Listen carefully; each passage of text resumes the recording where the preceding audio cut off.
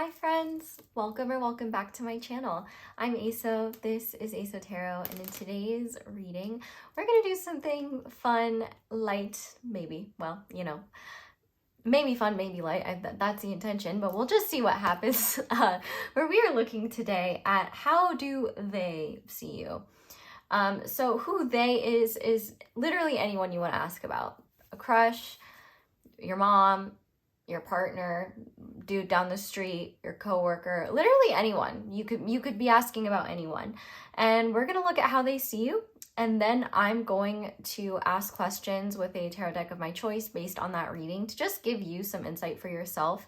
And I'll just kind of, you know, build upon what we've looked at, and that'll be the reading. So no reading breakdown today because I didn't think it was necessary, but yeah, I think it'll be fun, and thank you for being here. So we have 4 different groups for you to choose from today, and how you choose, up to you. If you just want to close your eyes and think of the person you have in mind and then hear a number or feel drawn to one or have an image drawn to you or do some trial and error, whatever you want to do it. Trust yourself. That's just the most important thing. Trust yourself. So with the 4 groups that we have to choose today, starting with group number 1, we have this picture of this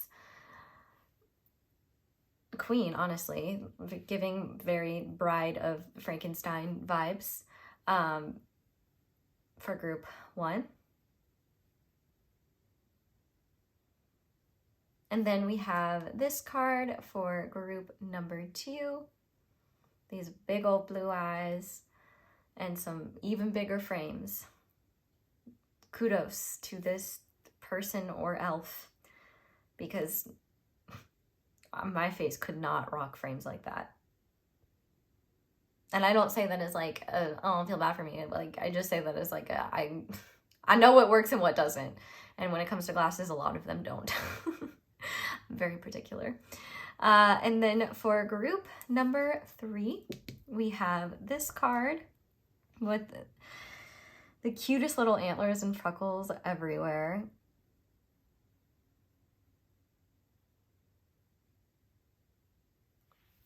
And finally, for group number 4, we have this card with some very fierce siren makeup and what looks to be a very delicious cupcake.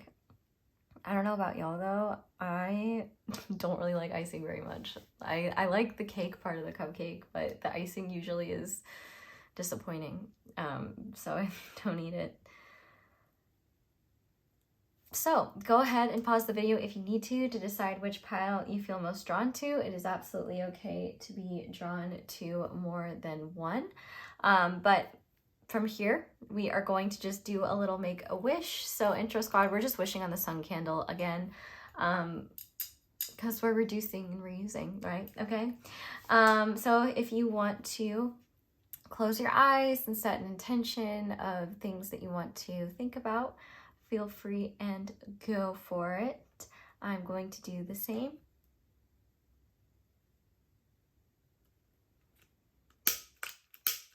I can't find my lighter, so I gotta use this dang grill lighter. All right, come on, there we go. This is so cumbersome. Okay. May yours, mine, and all of our wishes come true. So, intro squad.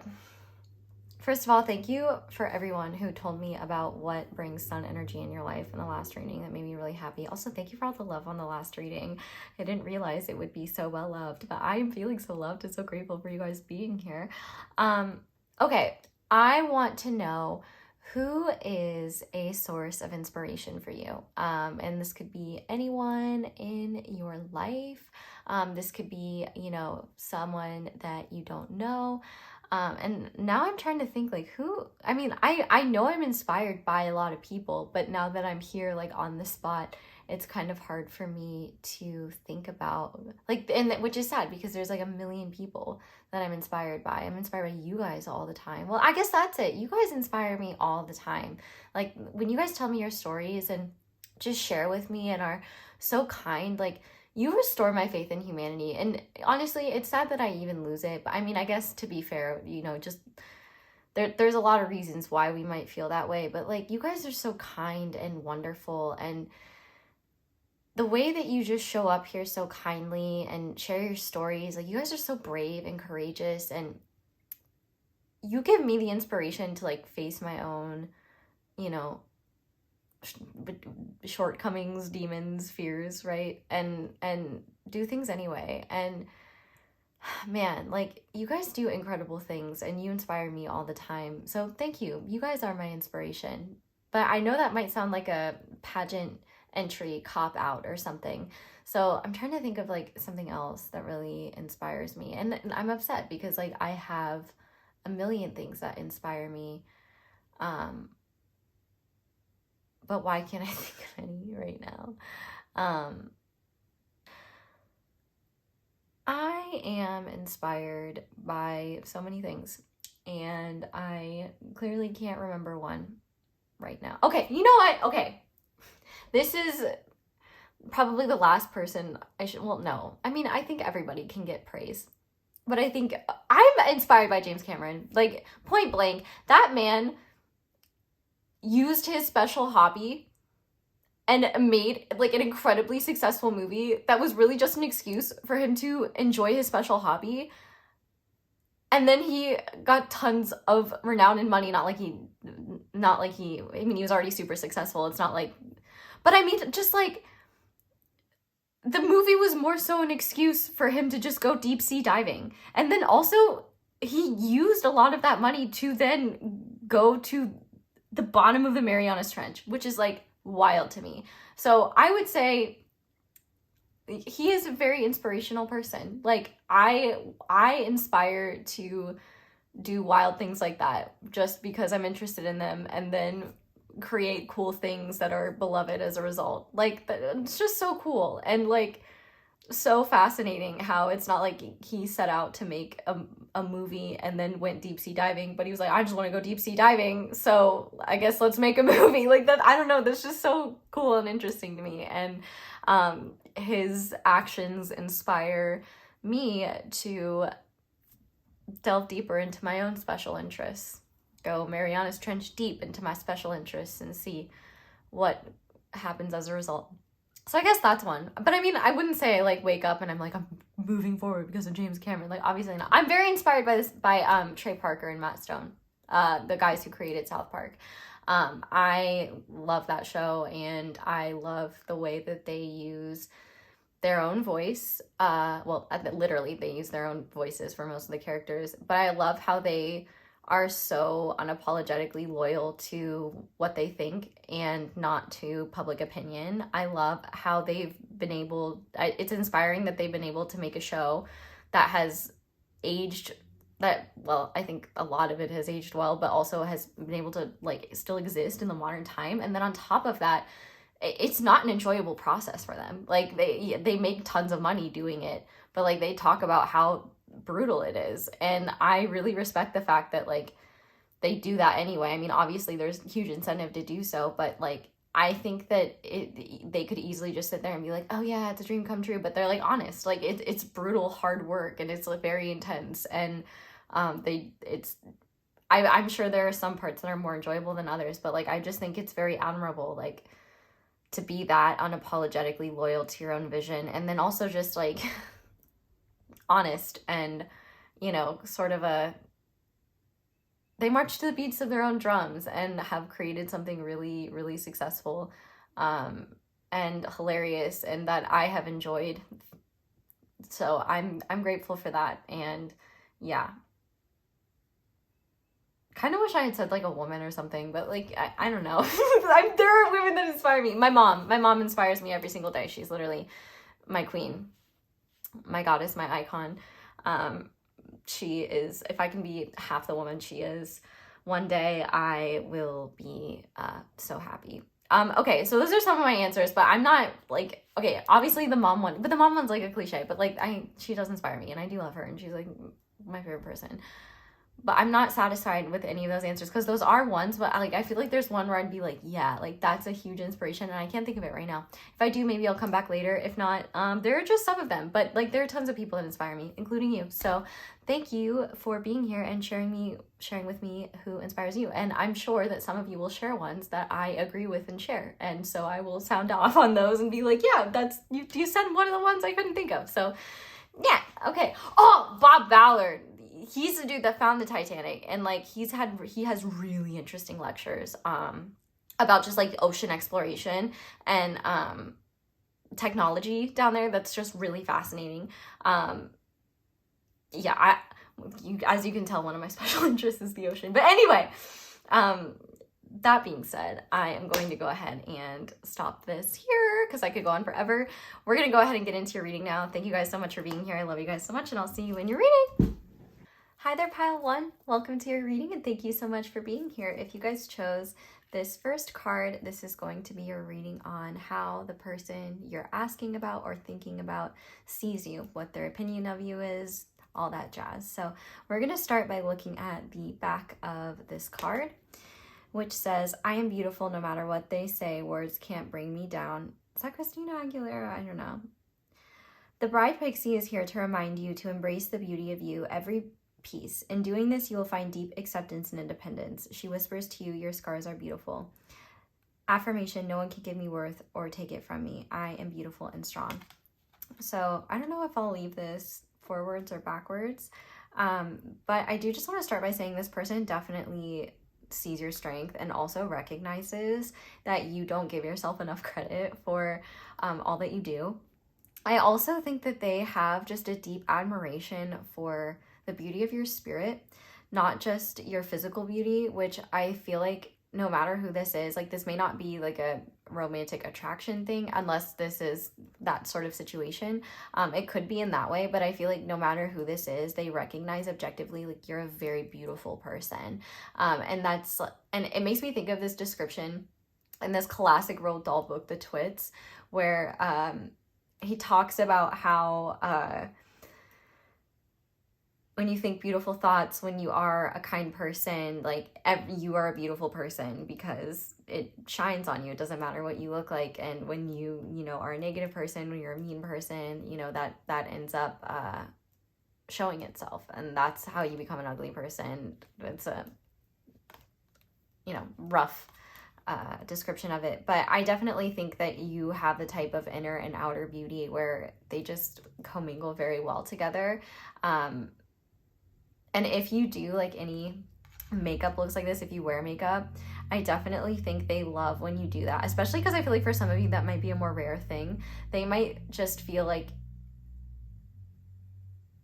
you've got a beautiful canvas to work with, like your face card not getting declined. And I feel like they just love your raw authenticity. So I kind of want to leave it like this.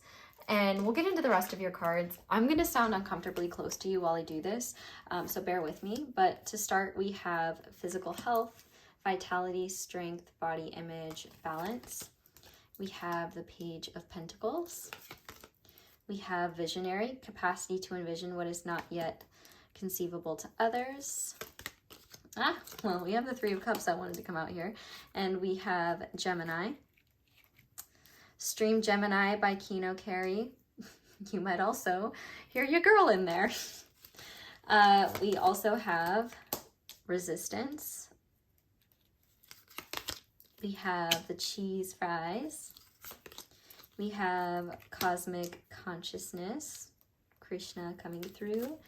We have the Sun, and we have the Eight of Wands. Oh, I love this. Okay, I'm going to move this down a little bit. Move these over. I'm going to talk more quietly because I know I'm a lot closer to your ears. I apologize if it's loud anyway. I hope you use your volume controls. All right. Let's get into this. Oh, this person sees a lot about you. And I really love this. Whoever this is, they could not be more glowing reviews is the only way I could say. Like they could not be more what is the right adjective? super positive. If it comes to me, I'll say it later. But essentially, you are somebody that, number one, to them, like, you light up the room. But part of the reason why that is because of your personality and how you connect with this person. I feel like there is aspects of you that are kind of unassuming, not in like a bad way, but just in a, like, maybe on most days you dress pretty low key, you know, maybe you, on most days, like, you're just pretty chill going about your life, like, not really the loudest person in the room, or like, you know, if someone was just passing you by on the street, they might not realize like that they just passed by like one of the coolest people in existence. Is kind of the vibe of like what I'm getting. And there's also a humbleness to you that is beautiful, but at the same time kind of like annoying to this person, because I do think that it bleeds into your ability to see your genius. Because this person does think that like you are a genius. They are obsessed with your mind, and they have so much fun when they're with you. I mean, the fact that we have the 8 of Wands and the Sun here, like, they see you as somebody that is just a huge light in their life, very positive, upbeat, and energetic. And like, I feel that as I'm channeling. Like, I feel like my heart, I'm feeling, well, I'm also feeling the effects of my go-go juice, which is a cursed combination that I will not disclose. Maybe I will one day. But it's like you are human caffeine to them. Like, you bring this positive aura to their life. And also, you're funny. You are funny, you are witty, and they love talking to you. You could have Gemini placements, or Earth placements in general, Virgo, Capricorn, Taurus. We do have Mercury and Taurus here. I think there was something else. I think the 8 of Wands is Sagittarius, is Mercury in Sagittarius. I could be wrong. And I know the Sun is obviously Leo, so you could have any of those placements. But there's also, so you could be younger than them. That's something that they could be thinking. Or maybe they only met you recently. And so they kind of recognize that they're still getting to know you, but based on what they've seen, they feel they love what they see so far.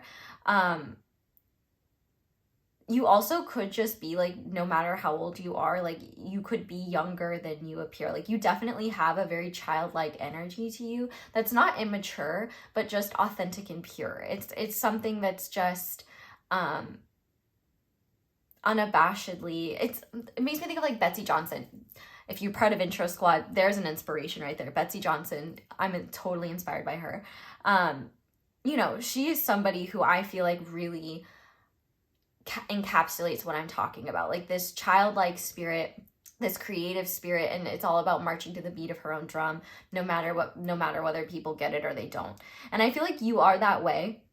But there's also, there's pragmatism to you. And I think one of the realities is just the way that your life is structured right now, or the circumstances you're dealing with, you're not able to lean it. I feel like you would express yourself in more creative and wild ways if you had the energy, time, and resources to do so, but it's just not practical or pragmatic for where you're at. Like, you might be, maybe you exercise a lot, because the fact that we have physical health here, like, you seem to be somebody who's very strong, very healthy.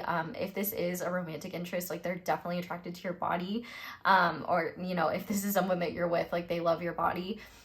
I definitely think that, like I said, your beauty definitely shines, but it also is apparent that you take care of yourself to the best of your ability. And I think that they really admire that about you. But the fact also that we have cosmic consciousness here, there's something so pure in how you engage with them. Like, you're not asking for anything. You're just being yourself and showing up as yourself, and they love that. There is definitely, though, this aspect of you that is hard on yourself, and I think that they can see that even if you don't necessarily share it. And I do think it's hard for you to kind of indulge in your the things that just bring you passion, because I do feel like you are someone that is very generous and very giving. They see that about you. I definitely think as well, though, if you've reached some sort of success lately, or if you've gotten, or if you're younger and successful, I feel like they recognize that and feel like you deserve everything you've earned. But if you are working on something and have yet to receive like sort of recognition for it or progress. Oh my God, I see a baby bird outside. Stop, it's so tiny. Sorry, you do that. You do that. Oh my God. Okay. That's so funny.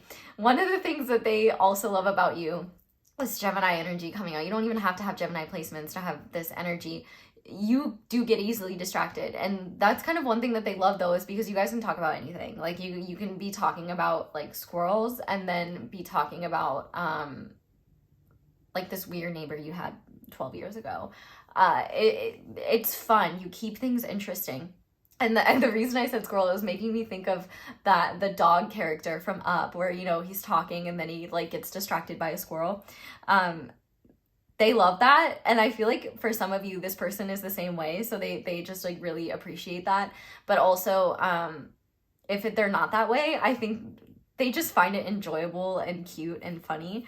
Because even if this isn't like a romantic situation, I feel like this person does find you to be very cute and very adorable. And with the Three of Cups being here as well, they find you to be very fun, and like time spent with you to be very healing.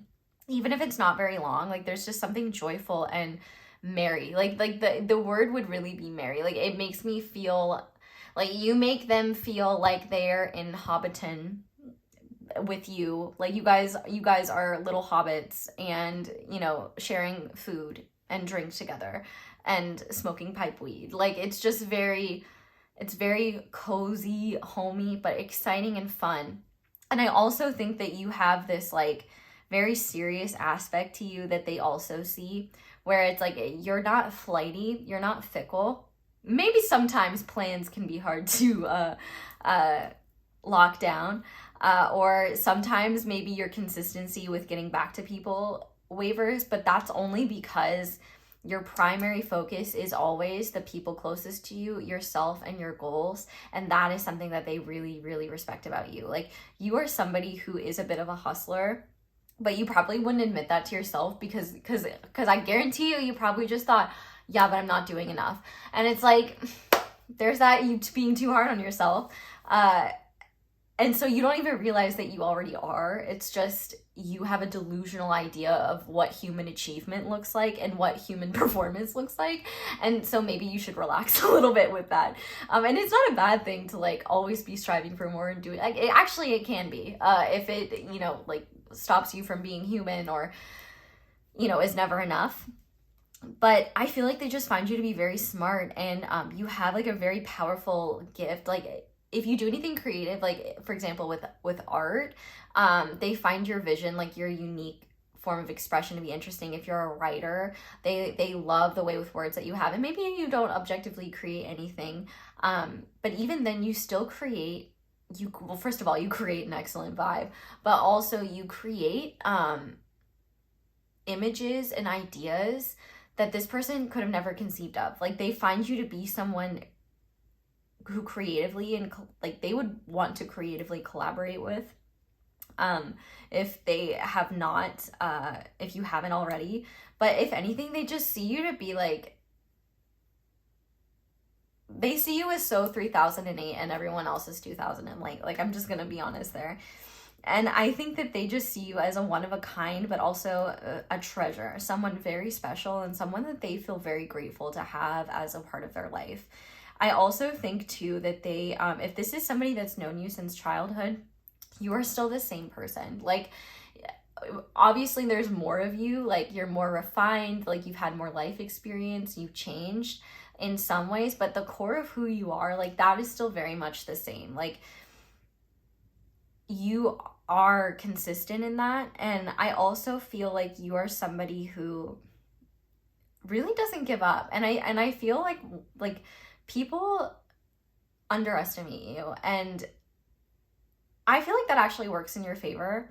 And I don't know if this person underestimated you when they met you, but if they did, they definitely realized like, wow, you are an excellent example of don't judge a book by its cover.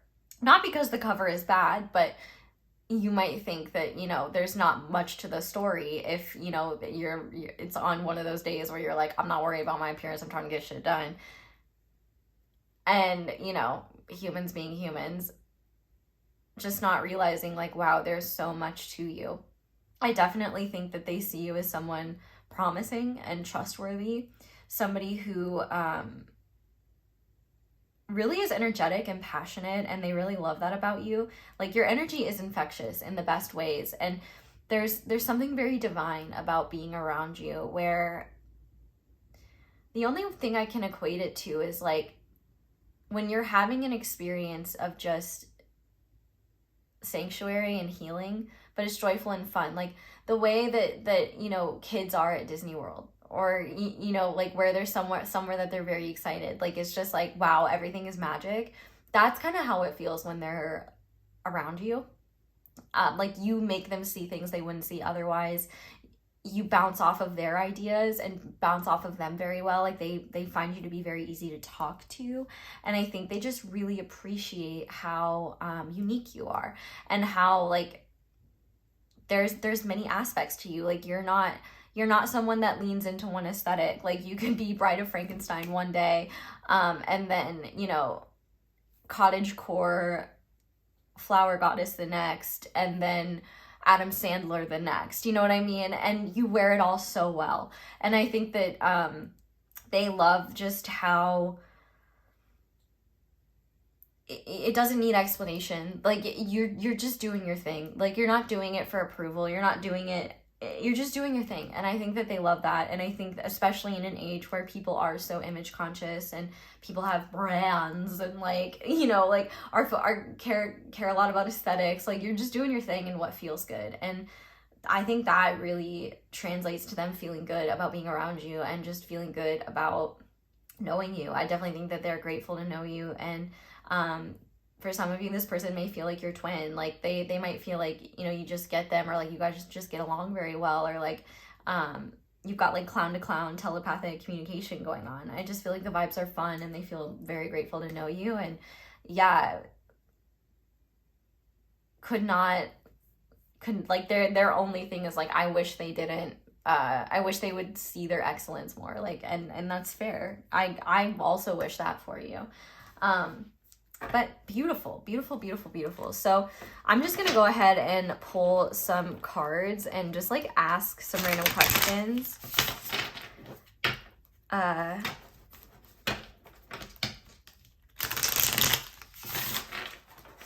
So I'm going to start by asking,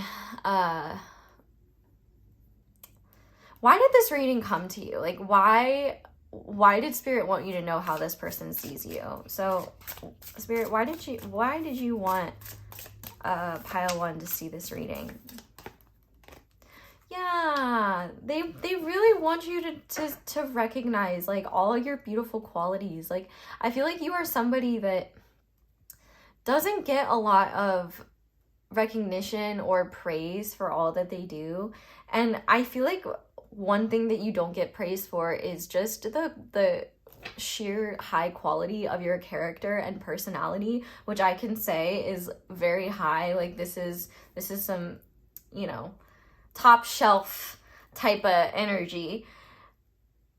And I feel like, you know, it's just something that people take for granted, and like take for granted, like, oh, that's just you, like, that's just how you are. But I mean, I feel like they don't recognize, though, underneath that is a lot of stress, worry, hard work, focus, intention. And it's like these lighter aspects of your personality that other people get to enjoy, you don't really get to enjoy in the same way, because you don't get to receive, you know, you don't get to perceive yourself. You don't get to be the recipient of your energy. And so you miss out on all these wonderful things that people get from you, from just interacting with you, that, you know, you don't necessarily recognize, because most people don't think to comment on that.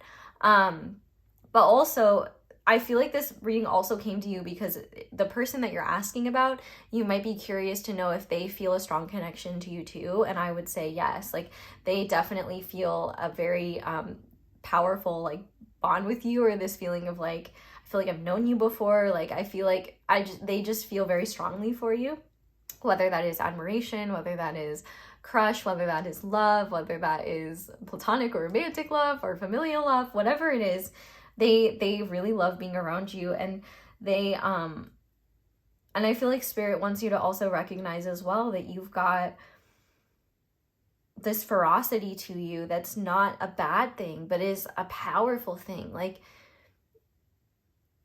I'm hearing Can't Be Tamed by Miley Cyrus in my head. What a bop. And that really is you in the best ways. And like, I feel like for some of you, you would probably describe yourself in more darker terms, more intense terms. And that's not to say that you don't have those things. You do have them, but you are less open about them than you realize.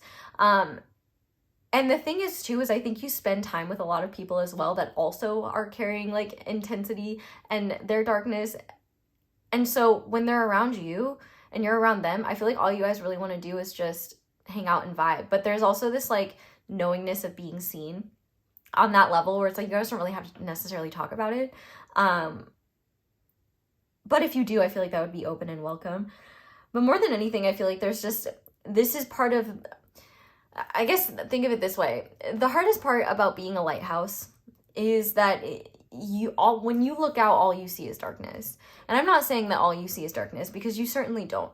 But I think it's easy for you to see your flaws, your shortcomings like any other person, but also see like your goals, what you want to be doing, things that interest and fascinate you, you know, just other things. And so one of the things that you don't see is just your authentic nature and spirit that other people may not see as acutely as I do, Professor Xoxo. And so we're here to call it out, how strong and powerful your lovely personality is. But let's go ahead and see, like, what about you surprised the person you're asking about? So what about pile 1 surprised the person they're asking about? Yeah, the way that you hide your darkness, like, not in a bad way, but in a, like, you are the exact type of person who can be like, oh yeah, I'm fine, and people will just believe it. Like, you are the type of person where people do not recognize the intensity and like the iron underneath all of this lightness and joy. Like, you have a very strong work ethic. You are an intense person. Like, you have seen some shit and been through dark shit. And through all of that, you've never lost your sparkle, you've never lost your shine, and you've never lost who you are. And I think that for them, they just realize as well, like, how number one, you are susceptible to your own like deceptions, where like you might write yourself off or be like, oh, it's not that good, or like, oh, you know, you undersell yourself. Like, you don't sell yourself very well with peace and love. Like, I mean, if you want to hire me, like, I'll sell you for you and I'll do a great job. I don't know if you can tell, but, and I'm not much of a salesman, but when you got a good product, it's easy. And I think that that's the thing is like I feel like they were kind of surprised to realize like just how easily you conceal the intensity of the burdens you carry and how you process that. And there's a lot of respect and admiration for that. And also, like, you are also somebody where, like, if this person needed to hide a body, I think they would call you. So Spirit, what does this group need to know about the person they asked about? Is there anything that group number 1 needs to know about this person that they're asking about? Can you clarify that?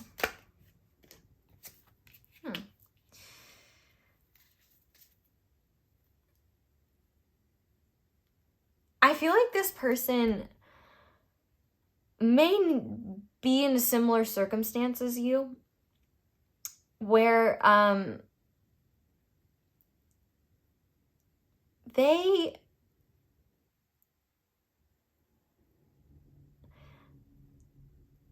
they also carry that darkness, which I feel like you've seen as well.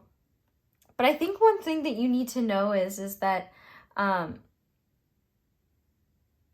I feel like they have a lot of love for you. Like, even if they haven't known you very long, like they feel like an almost psychic connection to you. They might want to talk to you and might be like a little bit too proud to do so. Like, especially if this is like a friend. If it's a romantic interest, I definitely feel like one thing you need to know about this person is that they're definitely very afraid of messing things up or like not living up to maybe like the expectations of people from your past. There's definitely nerves about that, but there may be turbulence in this person's life that you're asking about, and they may really want to talk about that, but they may not want to like dull the vibe or be a bother. I feel like they just want to share more with you. But also there's this energy, oh, I felt this so strongly. They feel like you and them could change the world. Like you guys come together very well and you could do some very powerful stuff. Also, you might be someone that's not very comfortable sharing your emotions, and they kind of hope that you get more confident with that, because like they feel like it could be very pivotal and like life-changing for you. But also I feel like they may recognize that you're carrying some stuff that you shouldn't have to. Like it might help you release it, and like they might want you to know that you can talk to them, that you can share with them. But also I feel like as well, take this how it resonates, but for some of you, you've definitely been pivotal in helping them step into their masculine energy more, like in a more helping them become more confident in themselves and recognize their value. Like if you've been a hype person for them or just really supportive of them, they're very grateful. Like you've been a very pivotal influence in their life and like helping them become more confident in themselves and who they are and love themselves more. And also you've helped them set better boundaries. And I think that if you've been with them through some really dark and intense times, or you guys have gone through shit together, I feel like they're very, very grateful that they did that with you. And I also think that there's a message here about you might need to know that this person is more sensitive than you realize. And I feel like for a lot of you, you already know that. They may not always show it, but they are very sensitive, and they really, really care about what you think. Like your opinion is very important to them, and actually could be like, could make or break their confidence levels, which I mean, like that's something that this person needs to work on.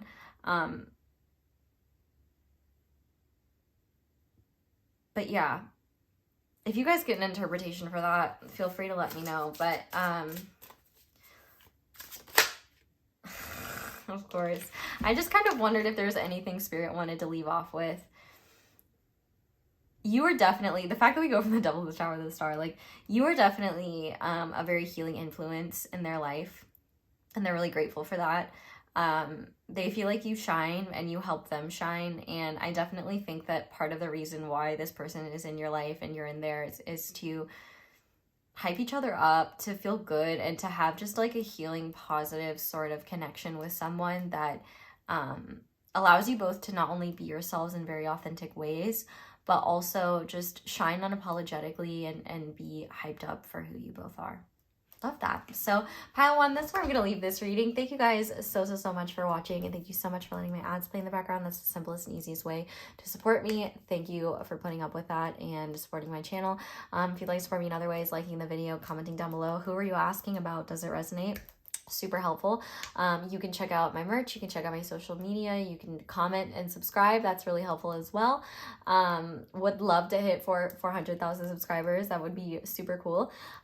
You can check out my other videos, ones with extendeds. But yeah, that's all I have, you guys. So thank you so much for watching and for letting me read for you. I hope you all have a wonderful day or night whenever it is that you're watching this video, and I hope you'll come back and see me again soon. Bye! Hi there, Pile 2. Welcome to your reading, and thank you so much for being here. I hope you don't mind the lighting change, but the sun is coming up. Well, it is up, but I live in the Midwest, and it's overcast here always. And I don't like lights. They're too bright. So I hope you don't mind this cozy vibe. Welcome to your reading. Thank you for being here. If you guys chose this cute little guy with the glasses, this is going to be your reading. So on how the person you're asking about sees you. Now, you may find that the person you're asking about doesn't come through. Maybe it's someone else. If that is the case, I will ask why. Well, it'll be in the questions later, but for some of you, you might Because sometimes y'all ask and then it's somebody else. But also you could try a different group if it's not who you asked about and you don't want to listen. But yeah, if it resonates about someone else, maybe there's messages that need to come through. But let's look at the back of this card. It says, Rocket Man burning out his fuse up here alone. Pixie Rocket Man sends you a message when you feel lost to trust your inner compass. It will guide you through stars and endless space. For it's not your destination, but the adventure through space that will show you who you are. It's okay to feel lost. With each step forward, I trust that my path will unfold before me. I definitely feel like for all of you, and this is irrelevant. Well, actually, not irrelevant. It could be relevant to also the person you're asking about or the person coming through. I feel really called to tell you that if you've had to make some like hard decisions recently or make decisions that have felt right, but you don't know if they're right. I feel like you can trust yourself if you've had to, like, especially if those decisions you made were because it's what's best for you. I feel like confirmation to say like, it's okay not to know where to go from here, but to also know that you can trust yourself and you have made the best, I don't want to say the right decisions, but the best decisions for you at this time. So I'm going to go ahead now and lay out the rest of your cards, and I'm going to talk more softly because I'm going to be closer to the mic and it's kind of more intimate. Okay, so your other cards, we have self-expression, vocalization, individuality, inner voice, assertiveness. You guys got 2 of these cards. We also have dreams, messages, signs, symbols, guidance. Why does this guy kind of look like the actor who plays Phil Dunphy on Modern Family? I'm sure that's like someone that's, I'm sure that, I mean, that's obviously not him, but anyway. We also have the 4 of Swords. We have addict, helps you recognize and confront addictive behavior, compromises integrity and honesty, allows addictive pattern to have authority over inner spirit. My eyes itching. You needed to know that. Definitely necessary information. We also have the Sun, or Soul. We have the 8 of Cups. We have Dialogue. We have the Zoom meeting. Our Queen Saraswati out here. We have Influence. And the Ace of Wands. Okay, I'm going to fix these a little bit, but I'm just going to say right now that this makes sense. If you're asking about someone you met recently, someone that you are on good terms with, or somebody that you're in active communication with a lot, I don't think this is your group. However, this is definitely your group if this is someone that you've had to cut out of your life, or someone that you've had to walk away from or set boundaries with because of what was best for you. This is because I'll just say right now, I can sit down now. You're standing on business so hard, I forgot to sit. Okay, let me just start by saying it is clocking to this person that you are standing on business. That feels kind of mean to say, but it is a funny meme. If you just said like different words, it was just those words in that order. If you guys don't know what I'm talking about, Justin Bieber said that when he was being harassed by paparazzi, and it's not funny that he was being harassed by paparazzi. It was a really bad. It's a bad thing. It's messed up. But him just saying those words instead of anything else is just kind of comical. But it's not funny, the circumstances he is in. And it's not funny, the circumstances you've been through. And I feel like a lot of those circumstances, this person might have put you through them. Not for all of you, though. Some of you, you and this person had a falling out or needed to part ways for whatever reason. But for others of you, this is definitely somebody who it took you real effort and energy to put them at a distance, set boundaries, or move forward with your life. And in fact, for some of you, maybe there was never like maybe this was a friendship, or maybe this was like, you know, a romantic flirtationship or even relationship where maybe you moved or something happened where like you just were in a different place and things just kind of fizzled out naturally. But the strongest energy that I'm getting for most of you is that this is somebody that you had to walk away from because it being in connection with them was not good for you, was toxic for you. I can see that you didn't feel heard. It seems like you couldn't really be yourself, whether this was a friendship, a family member, a romantic relationship or interest. It definitely seems like they stifled your spirit, and they had a really strong hold over you. In fact, you guys could have engaged in like addictive behaviors together, or you could have been even addicted to the relationship with them, like maybe their approval or something like that. But you know, maybe there was an aspect of bonding in this relationship where you guys bonded over, maybe you guys had similar addictions or enabled one another. So in terms of how this person sees you, there's a lot that they are starting to understand now that they didn't when you guys were closer. And if they weren't an addict, it seems like you were. And they could have not really understood how, it's like making me think of in The Sopranos, there's one character that tries to get sober, and it's really hard obviously for him to be in mafia life because nobody around him really understands why he can't even drink and why, you know, why he's doing the things that he needs to do, and he's getting judged and belittled and you know, unfairly treated for it. But that's largely because everybody else there is ignorant to the reality of what an addict is experiencing and like you know, a recovering addict is experiencing, and how challenging that is. So for some of you, if you had addictive problems or addictive behaviors that they shamed you for or didn't really understand, they're starting to realize like they were not very supportive of you. If you guys, they were not supportive of you, or they realized they didn't support you, and they were not a good, they did not make things any easier on you. That's actually something that they're realizing. But also, maybe if it's more of a mutual thing, I feel like they're realizing that they have a problem. And I think part of the reason why they're realizing they have a problem is because you recognizing that you had a problem and changing your life to the point where they're not even really in it very much, or if at all.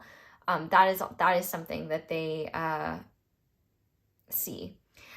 Also, maybe there is no like addictive behavior with you or them, but I do think they are addicted to the memory of you otherwise. Like, some of you take that how it resonates, but like I do think that if you didn't have any addiction problems but they did, there could be some aspect of like, oh well, you know, they could never love an addict, or like they wouldn't want to be a friend of an addict. Like they see you as like pushing out that influence in their life, and they could be feeling like they're kind of the toxic one, which I just hear some of you going, yeah, they are.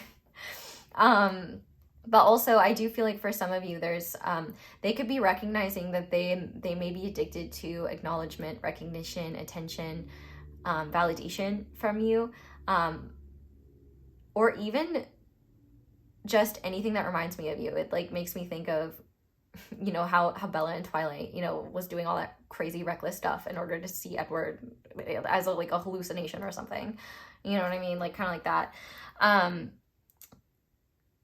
What they see about you, first of all, I think they have dreams about you a lot. And I think that the lack of interaction they get with you in real life, they kind of savor when dreams of you show up. I definitely feel like there is a part of them that hasn't really accepted that you've walked away from them, or are kind of moving on from the time where they were heavily involved in your life. They see you as being very truthful and honest and assertive in ways that kind of surprised them. I feel like if this was a more toxic situation, I feel like this person may have been more influential over you, and kind of had the final say in things. And they see now that you have a strong voice, a loud voice. In fact, maybe you've even posted things or said things to mutual friends about like just what you've learned or about the process of healing, or just things that are very powerful that may or may not have been about them low key. It's like those messages have been heard and they see that. There's a lot of confronting energy here when it comes to you, but it's the thing I will say is that it doesn't seem like they're very self-pitying. Like they recognize that they seem to drain your energy. And when it comes to how they see you now, they see you as having your walls up and healing from the time in your life where they were a part of it, or healing from connecting with them, or being, you know, in relationship with them, whatever kind that was. Like with the Four of Swords here, there's radio silence from you. And I think one thing about you is that you're a very eloquent speaker, and they've always known that. But I think one frustrating aspect, and I'm feeling this is very much more so frustrating for you, is that you are very good at communicating. And I feel like this person was like almost incapable or committed to misunderstanding you. It's like it was not clocking. Like every time you would say something, it's like they didn't take it seriously or they didn't listen. And I think that they're really sad because things that you said that just went in one ear and out the other are now setting in for them in ways where they're starting to understand. Like, I feel like this person sees why you moved away from them, like why you walked away from connecting with them. And I think they also see why they were not doing enough, like whether as a friend, as a partner, as a family member that you spent a lot of time with, like they weren't fair to you. I think they recognize that. And also, if this person gave you crap for being chatty or talking a lot, they could have in the past been annoyed by how much you wanted to talk. And now they see that they took that for granted and they really miss that. You were a quality person, quality conversational partner, and they don't get to talk like that with anyone else in their life. And they didn't realize how much they appreciated that until they missed it. They see you as going your own way and doing what you need to do to be happy. And I see them accepting that. And if anything, it seems like the distance between you and them has made them realize, like, yeah, I completely understand why group 2 went their own way. Like, I hope that they're healing and I hope that they're feeling better. And I think that they're also recognizing that it was really hard for you two to work on communication because they weren't trying to understand what you were saying. And I feel like for some of you, this wasn't intentional. Like they just couldn't get it, because that's like where they were at, you know, and especially if they were deep in like addictive behaviors or things like that, they might not have even had the cognitive ability to process what you were saying, you know. But also it could just be as well that maybe they were minimizing what you were saying or not taking it seriously or not really listening. It's like, it feels like things were being said, but they weren't really listening. And I wanted to say neither of you were listening. And I felt very hesitant in saying that because I feel like you were, but you were tired of not being heard in return. And so I think that you became less willing to hear them out because it just seemed like concessions on your end all the time. I don't know if they realize that yet, but I will say that I see that. They definitely recognize that you guys had some sort of bond that was not the healthiest. And I think that if the last time you saw them was on like a FaceTime call, a video chat, a Zoom call, that could have been the last time you talked to them. And it's likely you said some truths to them that kind of stabbed them in the heart. Like, but I don't think they're angry at you about it. I don't think they're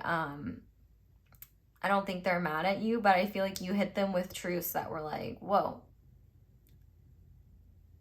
And if they weren't listening then, those truths have kind of, they're understanding them now, I will say. And actually what's interesting is I kind of noticed with this addict picture, it's like the guy's like pushing this foggy stuff away, and with this Ace of Wands, it's being brought in.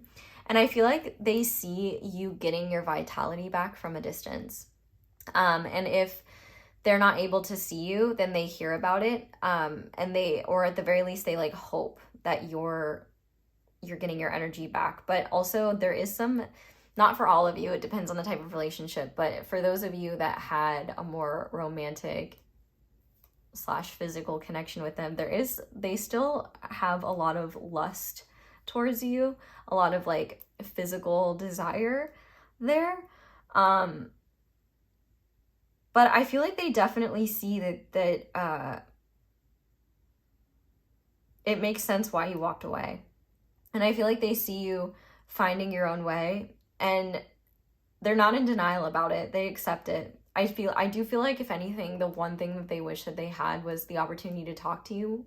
But I do feel like that's something that they don't feel like they deserve, or they don't even feel right about asking for it, because like you've already given them so much.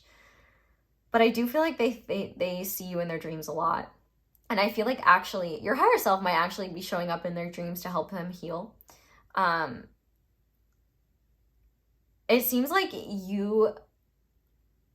they see you as an example of empowerment and bettering yourself in ways that it's inspiring them to want the same, and realize that like growing from toxicity and toxic patterns, like it doesn't have to be a process of self-flagellation. It can be a process of nurturing and healing.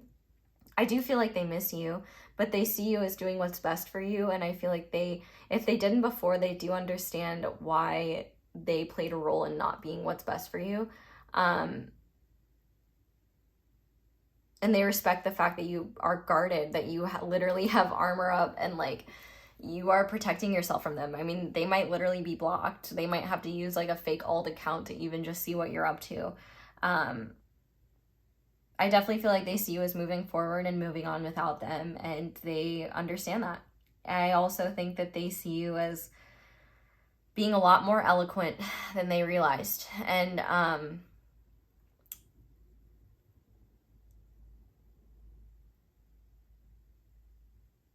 they definitely like, they're almost afraid of your words because they're very powerful, but they miss when they got to share words with you. They miss hearing your words. They miss hearing the way that you said things. And I think that they're feeling lost without you in their life, and they see you as finding your own way. And I think that's hard for them, especially if they used to have a lot of influence over your life. Seeing you make your own decisions and be happier, I think is...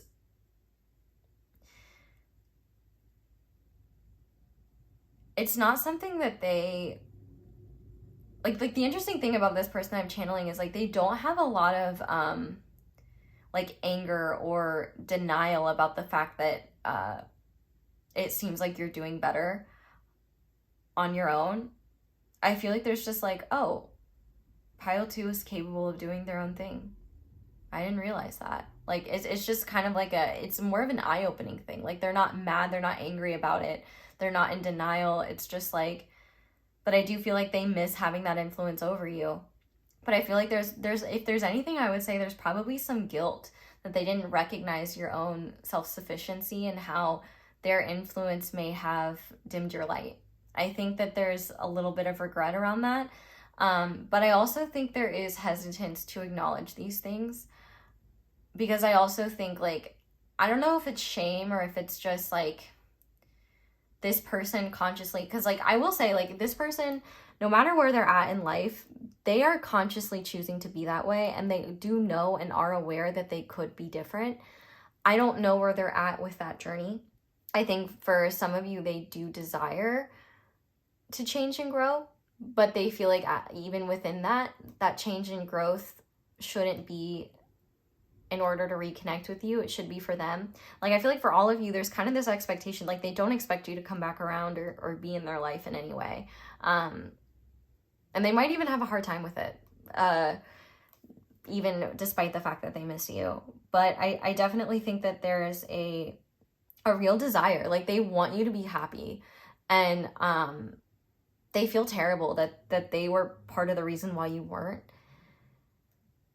But also they're proud of you. Like, they're proud of you. I think one thing that they are recognizing, like, this person is interestingly self-aware. And they are realizing, like, they can be influential. They can be controlling. They can be manipulative. And I think that they are really impressed, because I think they also knew how you felt for them and, like, how much you cared for them and how giving you were. I think they're kind of impressed that you set boundaries with them at all. And I think that they're actually really grateful you did, because before then, I think that they've always taken for granted that they usually got their way. And you are the one person to show them that they can't always do that, and that they can't always have people just bend to their will. And so then, rather seeing you as a possession in their life or someone that's theirs, they see you as an equal now, as a real actual person, which I do have to, like, part of me kind of wants to sit down and be like, person coming through for pile 2. Do you recognize that the people outside of you are people, whether you respect them or not? Like, that's a little concerning, but that's just my 2 cents butting in there. They respect you. Like, they respect you, and they respect the fact that you've done what's best for you. And I think, if anything, like, they're not wallowing in pity over it, but I do think that they think about you a lot. Like, you brought a lot of wisdom and influence to their life that they took for granted, and that I think comes back around now, and they get those pangs of, like, yearning or missing that.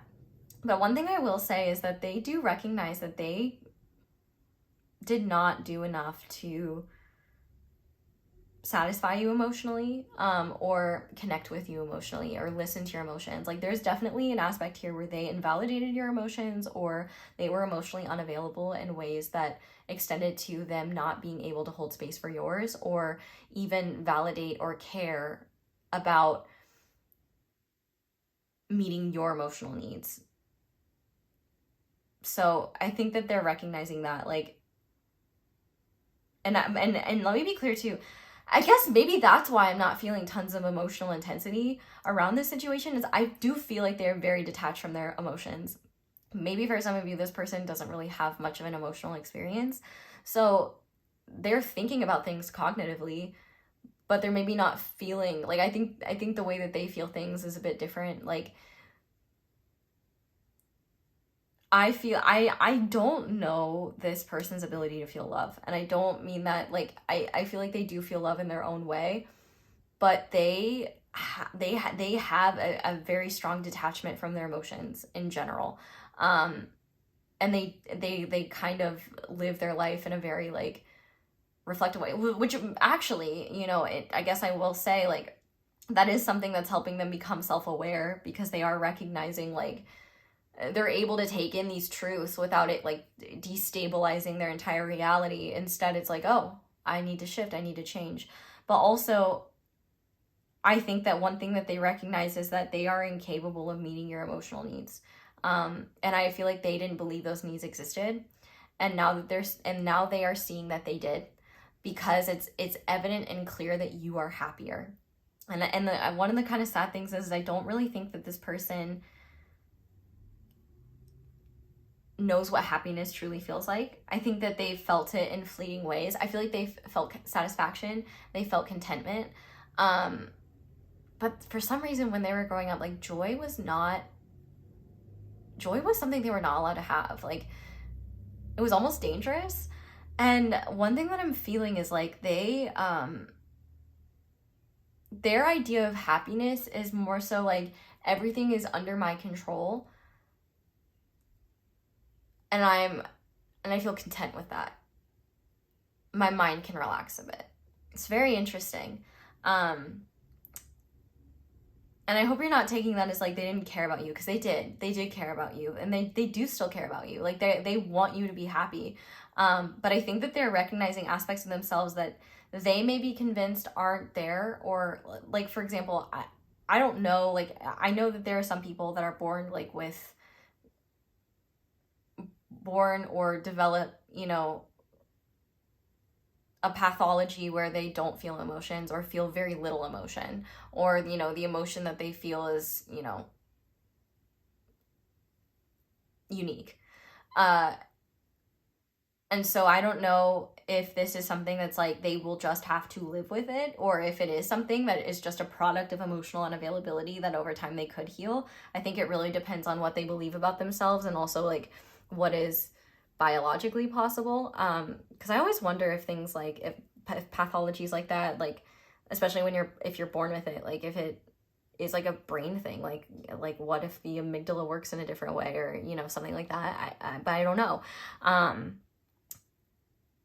But they kind of have this attitude of fully recognizing that they right now and back then could not meet your emotional needs. And I think what they realize now is that, oh, those needs were real, and it was messed up that I didn't acknowledge them or, you know, try to meet those. But also at the same time, they're like, yeah, but I don't think I could. I don't know how to do that. That's not, I don't know if that's something I'm capable of, and I don't want to put pile 2 in a position where they are dying for emotional nourishment that I can't give them.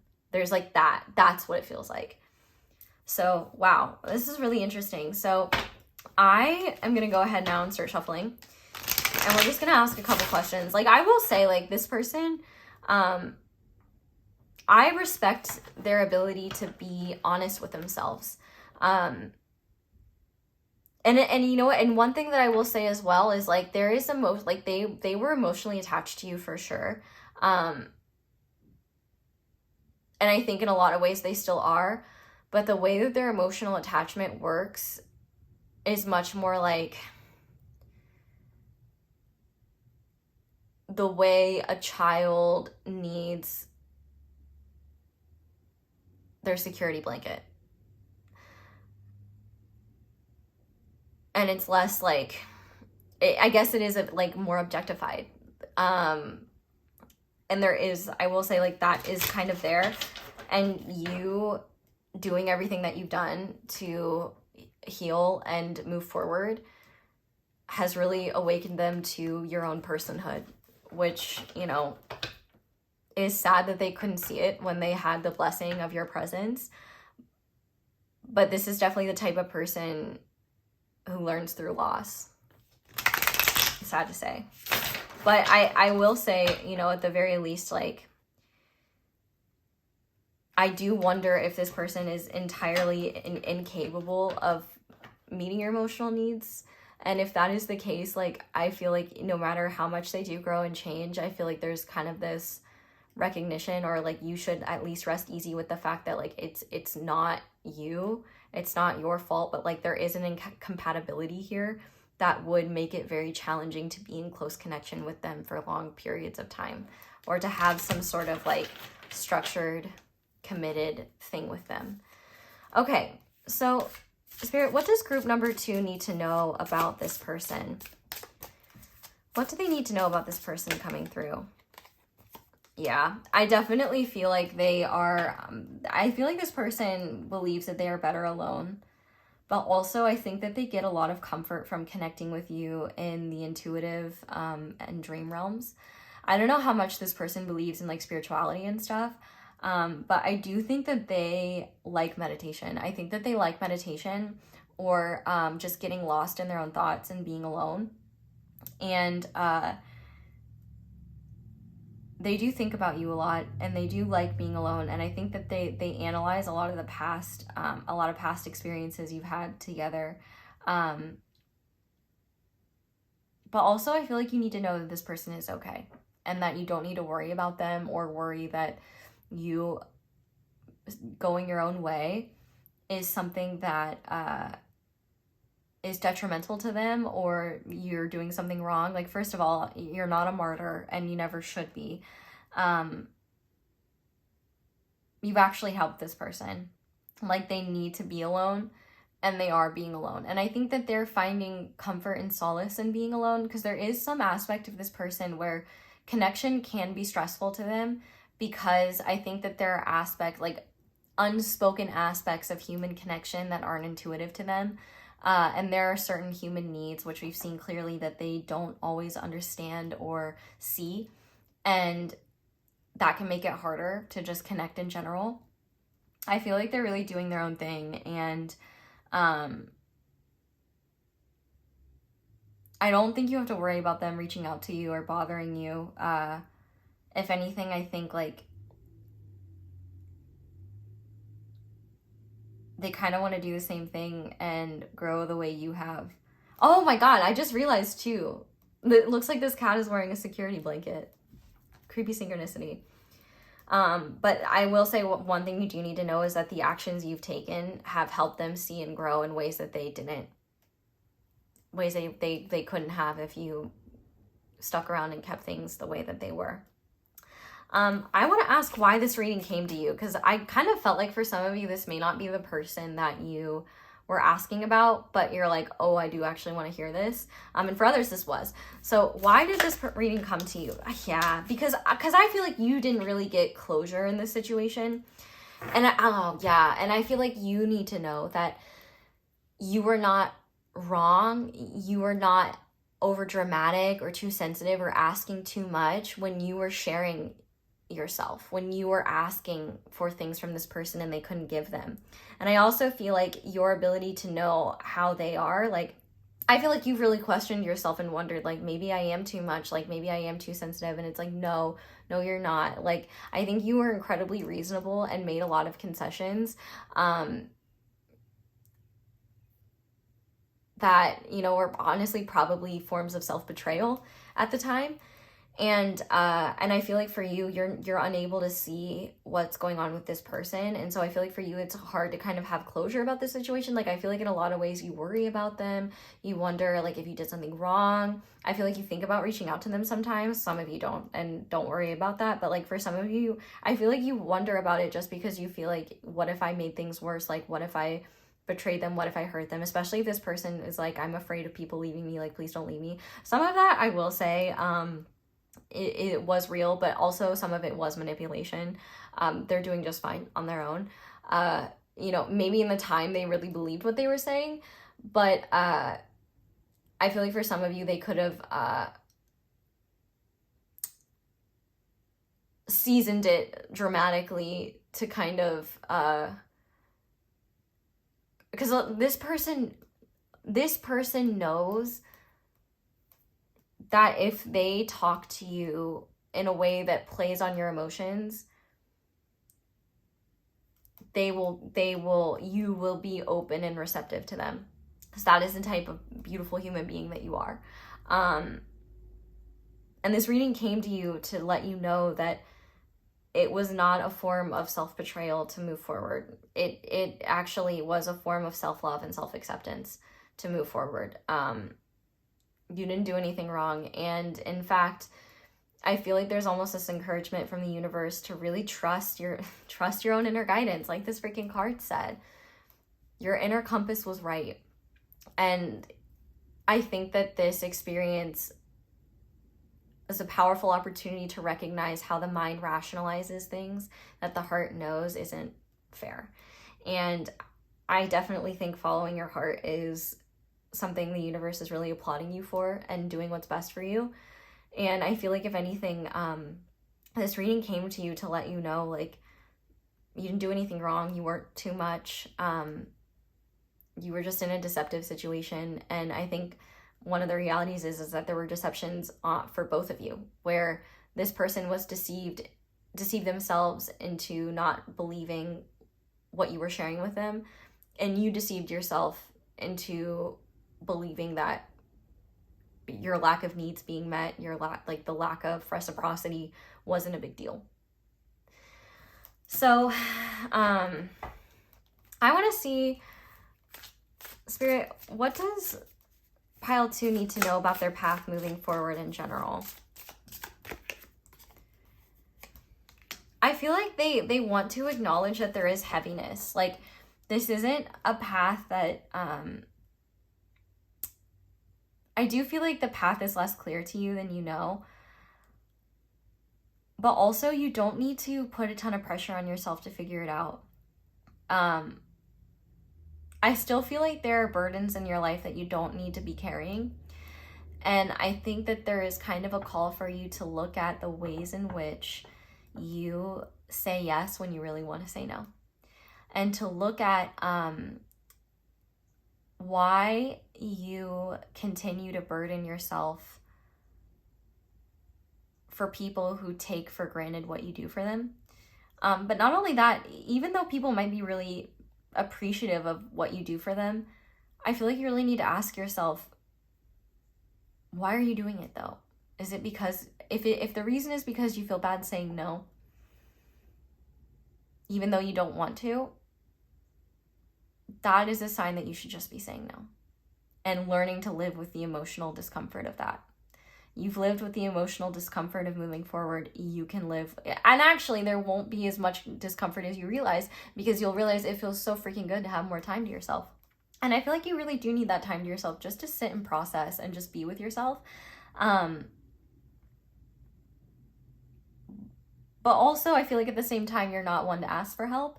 So don't be afraid to open up or share with some people that you trust and are close to in your life, because I don't think you've really told anyone the depth of what went on between you and this person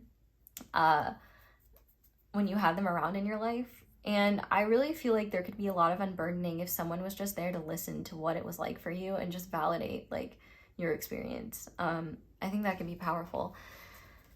And I guess, what do I want to finish this off with?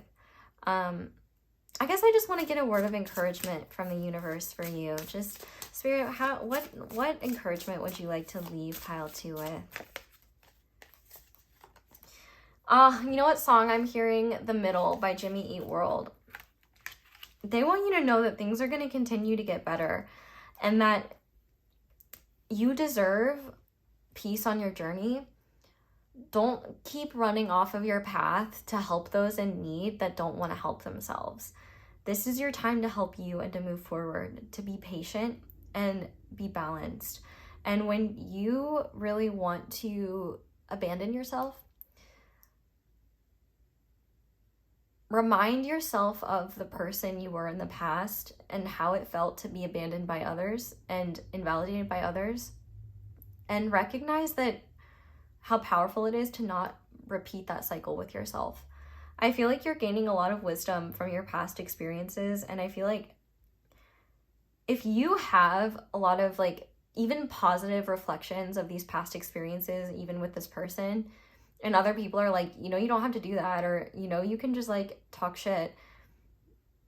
You honor how you witness this experience. There is a level of maturity to you that I don't think is respected enough or just praised enough, because a lot of people just don't have the maturity level you do and the wisdom you do to see the light in all your experiences, even the hardest of ones. And so they can't recognize like the value of what you're sharing, or they can't see why you would come to that conclusion. But your conclusions are wise and insightful, enlightened, and powerful. And I definitely think one thing you need to know as well is that you come first. And it's really, really important that you just be patient and take things slow and be gentle with yourself in the process. And I feel like you're already doing that. So as long as you keep doing that, you've got nothing to worry about. And ultimately too, like,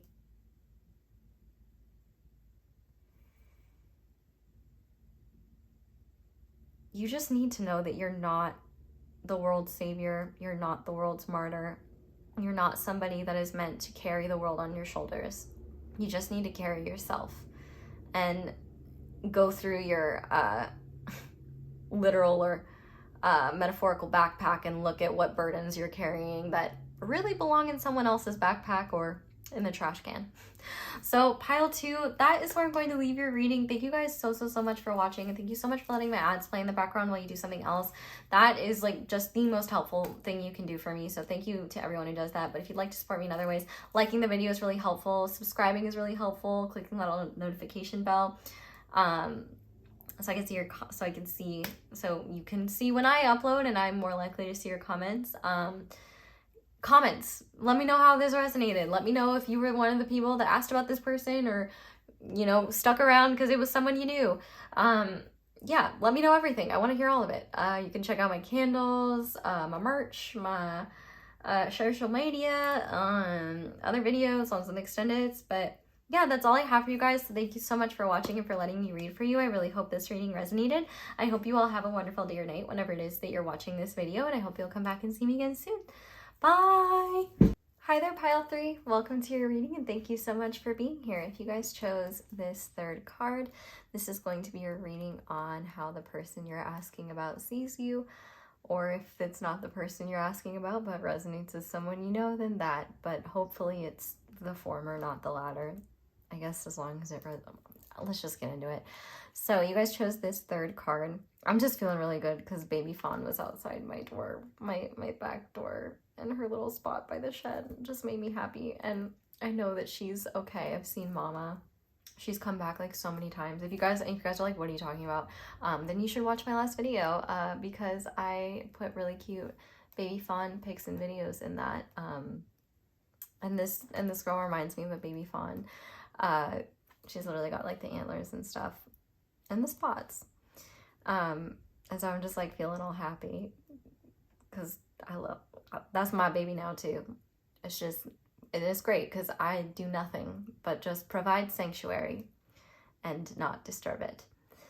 Anyway, let's go ahead and start by looking at this first card. Okay, all right. I swear to God, I didn't look at this. That's okay. That's so crazy because literally she just showed up, like in between. She was not here this morning, and when I went downstairs, it's been a couple hours later, she was outside. Oh my God, I'm like, literally is the biggest blessing. I wonder if that's how this person sees you, as a big blessing. I think it's really excited to see you. Find me in a field of grass, Mother Nature's son, swaying daisies, sing a lazy song beneath the sun. This is fun! Oh my God, that's crazy. This playful pixie radiates joy as she leads you to rest in nature. Her presence encourages a deep connection with the world around you, urging you to embrace the simple wonders of the natural realm. I pause, breathe, and appreciate the beauty that surrounds me. I definitely feel like for this person, whoever this is, they see you as like sanctuary. They see you as somebody that helps them slow down and reminds them of the beauty of nature. Like it could be that like your natural form is quite pleasing to them if this is a romantic type situation, but also even if it's not, even if it's someone else, they definitely see you as just very connected to nature, very human in the best way, like precious, very precious. Okay, we're gonna lay out the rest of these cards, and I'm going to stand up while I do this so I can see that, and I'm gonna speak more quietly because now I am close. I just can't get over that card said fawn and baby fawn was there. Oh my God. Ah. Okay. Okay, I'm right about things. To start, we have home, shelter, safety, nurturing, warmth. We have the 7 of Swords. We have guide, represents the nature of the divine in life and in yourself. We have Pisces. We have Temperance. We have Love. This one is gonna be a bit messy. that's okay. We have the bottle. We have riches. And we have the devil. Okay, wow. This is really beautiful. I mean, this person loves you, even if they've never told you. They do. But we're talking about how they see you. They see you as love incarnate, like something precious worth protecting. And they feel like they see you as the home. Whether this is a friend, family member, or romantic interest or romantic partner, spouse, like this is somebody who feels safe in your presence, feels so much warmth around you. They see you as their safe space. They see you as somebody very nurturing and very caring about all creatures. You are somebody that makes other people feel at home. And you're also somebody that creates an environment where people feel like they can be themselves and not be judged. But at the same time, like, you are very wise. With this Pisces energy and guide, I feel like this person really looks to you, whether you realize it or not, for a lot of guidance and inspiration. And they may not consciously ask for it, they may not tell you, but just you listening to them and them telling you about like what's going on with them, innocent comments that you make could actually be exactly what they need to hear, or could be kind of creepy because you might echo things that they've thought or said. The fact that we have love here, like, I feel like they see you as someone very loyal, very gentle, very loving in general. I mean, you're not always gentle, we'll get there, but like, you are someone that is incredibly loving, incredibly generous. You are someone that like leads with your heart, and you have a very sensitive heart. They see that, very sensitive, very beautiful, and very deep. I mean, the fact that we have Pisces here, they kind of see you as like, sometimes they're not always on your wavelength. They do sometimes kind of see you as a bit delulu, but at the same time, they also, they don't like judge you for it, or like, if anything, they find it endearing and a bit silly. Not silly in a patronizing way, but like just interesting how you see the world and how you go about things. Because even though they don't always get it, they know that there's a method to your magic and a method to your madness. And being delusional works for you, and they see that. And here's the thing, they're calling it being delusional, but it's not being delusional, it's being real and loyal to your own perceptions of life. And they do recognize at times it can be hard for you to face the harsher aspects of life.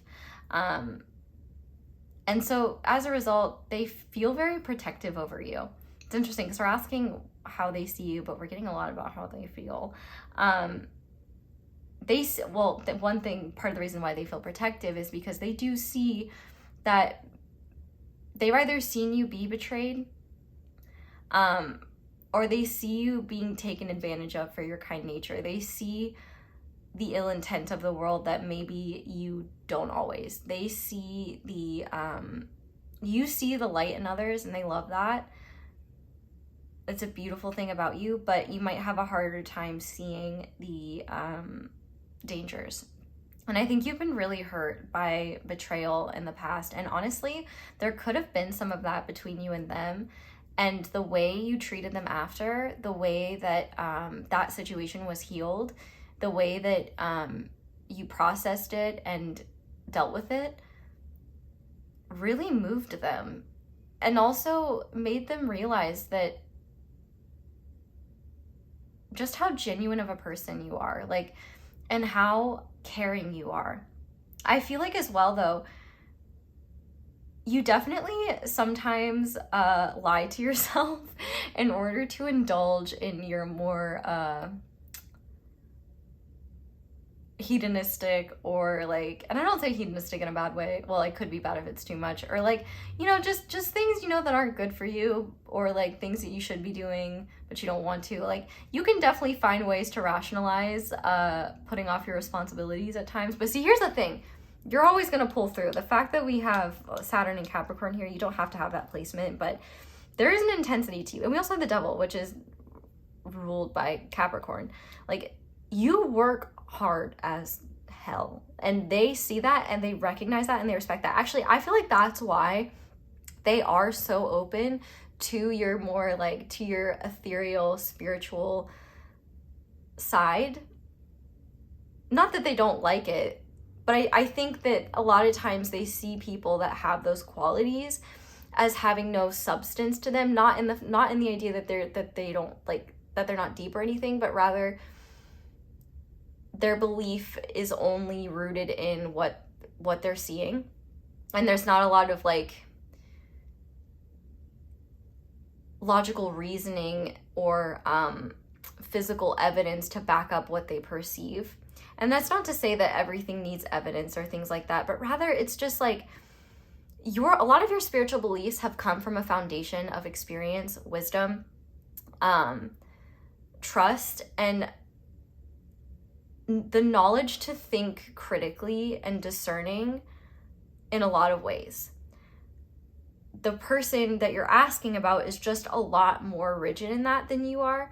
So they see the fact that your spiritual side and your like whimsical perspective doesn't come from a desire to look away from reality and project a softer nature on it. It is a source of hope in the reality that you do see clearly. Because I think that you have had really harsh lessons when you tried to look at reality as you wanted it to be and not as it is. That dealt harsh lessons to you that you gained wisdom from. And the thing is now is part of what you realize too, though, is that your reality is what you make it. And what other people call being delusional is more just being in tune with yourself, with light, with hope, with love. And like, you see the world with love and curiosity and whimsy, and they see that about you and they really love it. There's a sweetness to it. And I feel like they kind of see you as someone like, you're not of this world. And they really like that about you, but it also unnerves them a little bit because it's like, what do you see? What do you think? They really care about what you think. And I will say sometimes this person cares about the perceptions of others too much. And I think that something that really makes them angry is if they see people being patronizing about you or being dismissive of you or making fun of you. Like, they recognize how special and powerful what you have is. And even if they didn't agree with it, they would want to end anyone who tried to make you feel bad for thinking that way, or anyone that tried to speak negatively about that, because it's like they don't get it. But also I think in general, like, this person sees, like, they see you as love incarnate, like proof that love and create like a higher power exists because you exist. Like, you are that magical and special to them. And I feel like they see that maybe you don't know that they feel that way about you. Maybe it's because they don't say it, but also I think you hold back on how you feel about them as well. There's kind of this like, part of this Seven of Swords energy to me is that if you've been curious, they also see that there's a lot that you guys leave unsaid. And one thing that they also see is that sometimes that can lead to misunderstandings and miscommunications or like insecurities going unaddressed because both of you are too afraid to like acknowledge, or those things aren't acknowledged very often. But yeah, they feel very protective over you. It's making me think of this story. My little brother, who has been bigger than me for a long time, but he's still my little brother. I remember one time, this was years ago, we were hanging out and I just got possessed, like in the best way, by this beautiful energy. And I channeled like for like 45 minutes about how I saw God in the universe, like to the point where my brother was crying, like not because he was like, please stop, but just because he was just so moved by what I was saying. Like, I wish I had recorded it because like that shit was powerful, but I literally couldn't even stop to say like, hey, record this, because like I was so in it. Like it was powerful. Like, you could feel God in that Chili's, which was not a Chili's, it was my office at the time. But anyway, after we were talking, my brother was in college at the time, and he overheard someone basically saying really shitty things about people like me, and making fun of me. And I don't think he was making fun of literally me, but he was making fun of people like me, and just saying really hateful stuff. And apparently, and I don't condone this, but you know what? Boys will be boys. Basically, my brother told him to shut up, and was like, you know, telling him like, you don't know what you're talking about. And then he basically kind of was aggressive towards my little brother, and then my little brother punched him in the face.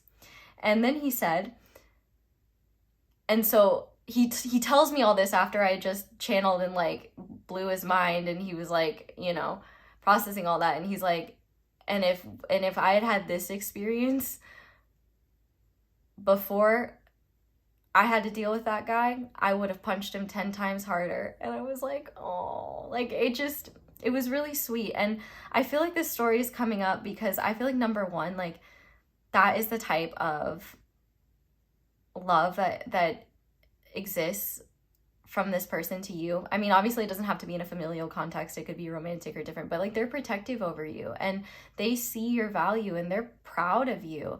And I think not only that, but they will understand how you see the world and your reality more and more in organic ways, and when the opportunity presents itself. Like I can say for a fact, an experience like that's been super powerful, like while we still have conversations like that, my little brother and I, like we like that experience has not replicated itself, but it's still very powerful nonetheless. And so I think that if you're wondering like if you guys will, like, this person wants to understand your reality more, but part of like this connection between the two of you, whatever it is, like there's definitely a translation process happening. And like this person will understand things in the time that they're meant to understand them, because also like there is a threshold and a limit to how much one person can take at one time. Like that experience, you know, like when it was done, my little brother was like, I can't handle anymore, like I need to process this. Like, and I'm sure if considering you're definitely a spiritual person, you understand that like there's a threshold of like how much like almost like electricity you can handle at one time.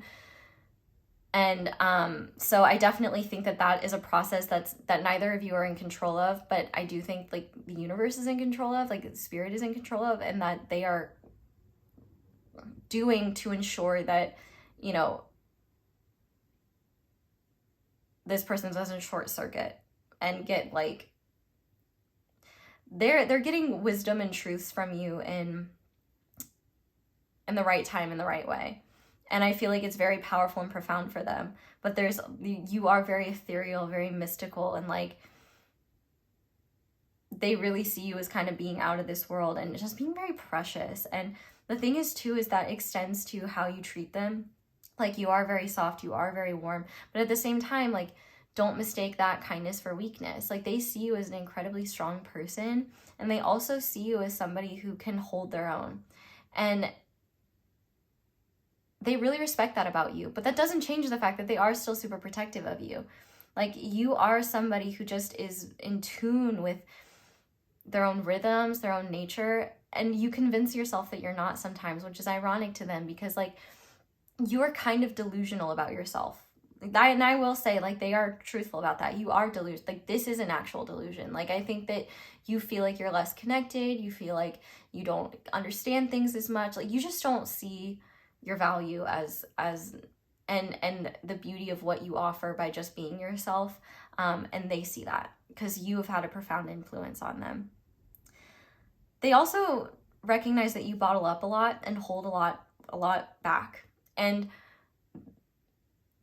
they kind of blame themselves a little bit. They kind of see that that's partially their fault. Like there is something about the two of you where it seems like you both get afraid to really share and open up sometimes. And other times I think that it's really easy to when it flows correctly. But they also see that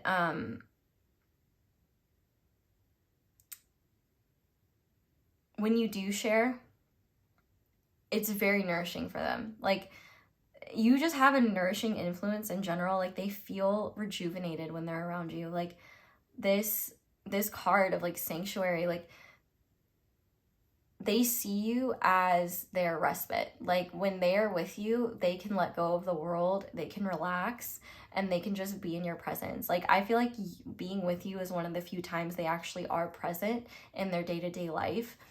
And it does feel like with you, time stops. Like, they're like, they enter a liminal space where time isn't really real. And it's different because, like, sometimes this person loses track of time or maybe struggles with timing. But this is different from that. It's like they forget time is a thing.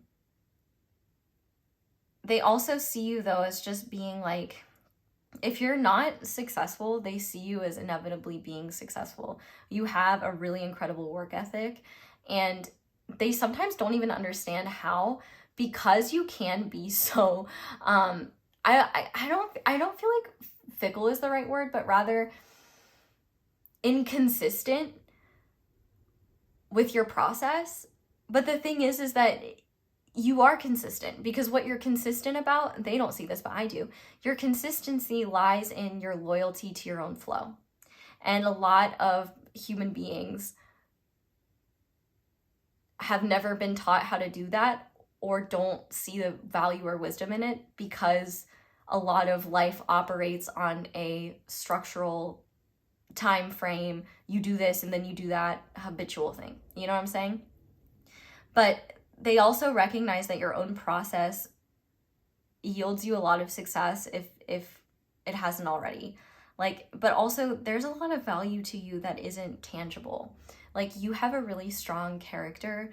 You're loyal. Like, that's one thing they really see. Like, you are very loyal, and you're very gentle, you're very kind, and you never intentionally hurt people. And I think that's the thing, and that's my point here, is you never intentionally hurt someone, but you are human. Like, they recognize that you do have the capacity to sting or to bite, you know, if you are hurt, but I feel like you have every intention not to. I also think that you can be very scathing with roasts or like things like that. Like, you can almost pick up on people's insecurities and without realizing it, and say some brutal things. So I do think there is some fear sometimes of on this person's end of like, they recognize you see them and that scares them, because I don't know if they want certain aspects of themselves reflected back by you. But I feel like one thing that they do see is that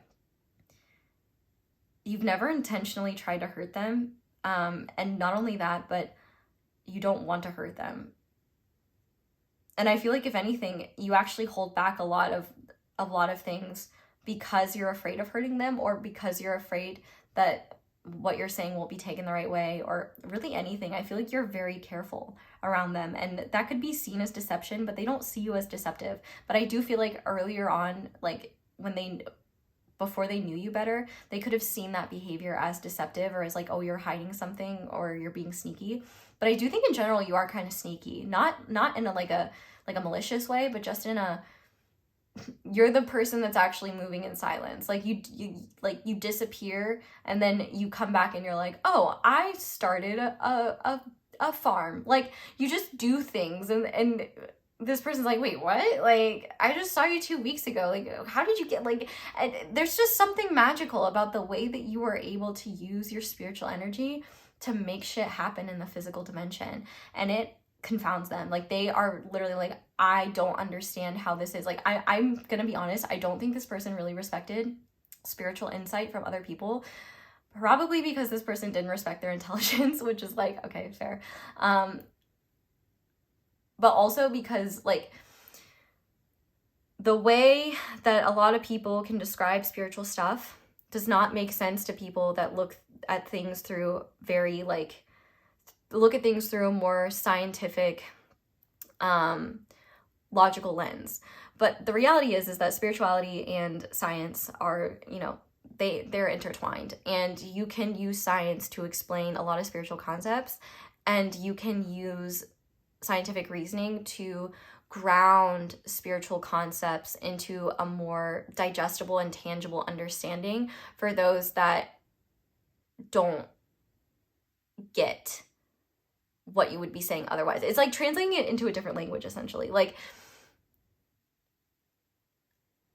the idea that, like, we're all connected, or the idea that reincarnation exists. You know, you might just say, well, I just believe reincarnation exists, or you could be like, yeah, but energy can't be created or destroyed. It has to go somewhere. Like, it's the way that you translate things. And so I kind of get why you're here, because, like, I really relate to you in the sense that I do the same thing, or at least I try to. I hope that and in fact, I shy away from talking about a lot of that stuff, because I'm like, I don't know if that's real, or I don't know if I have the ability to explain that in a way that's not going to make me sound like a dumbass. So anyway, I also think, though, they see you as a bit of an addiction and an obsession.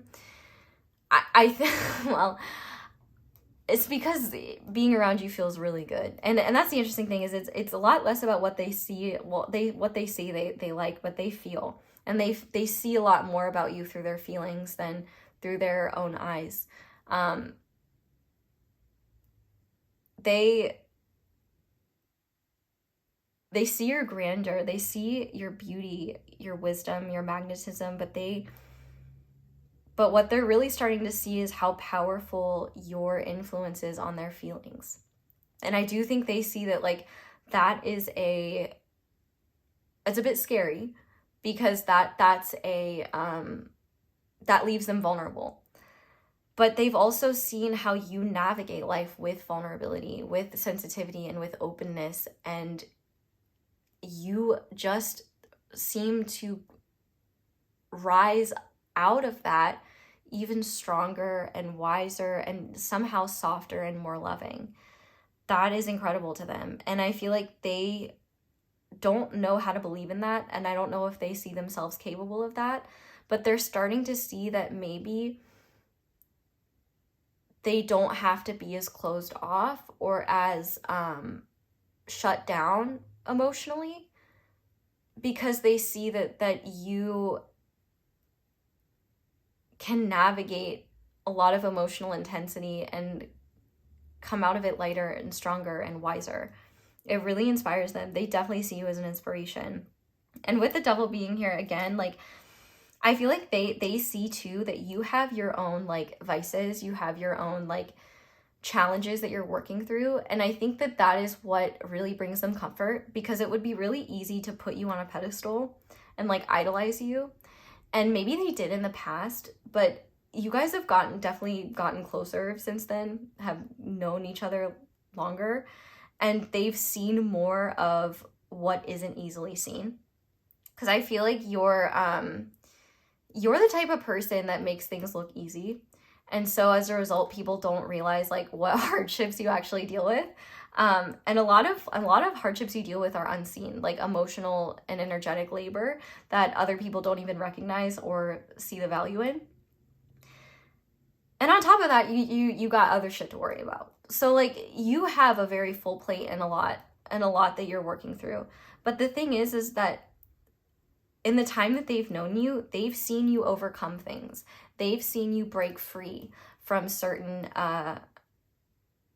vices, but also you're honest about where your shortcomings are, about where you still need to grow.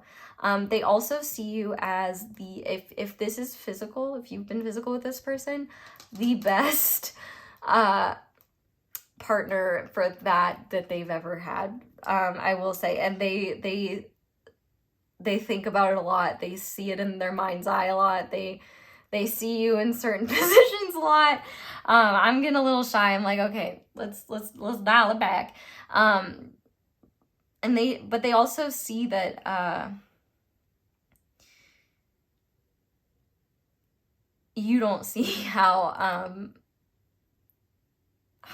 like attractive you are. I'm like hearing that cheesy One Direction song. And we haven't even talked about this Temperance card.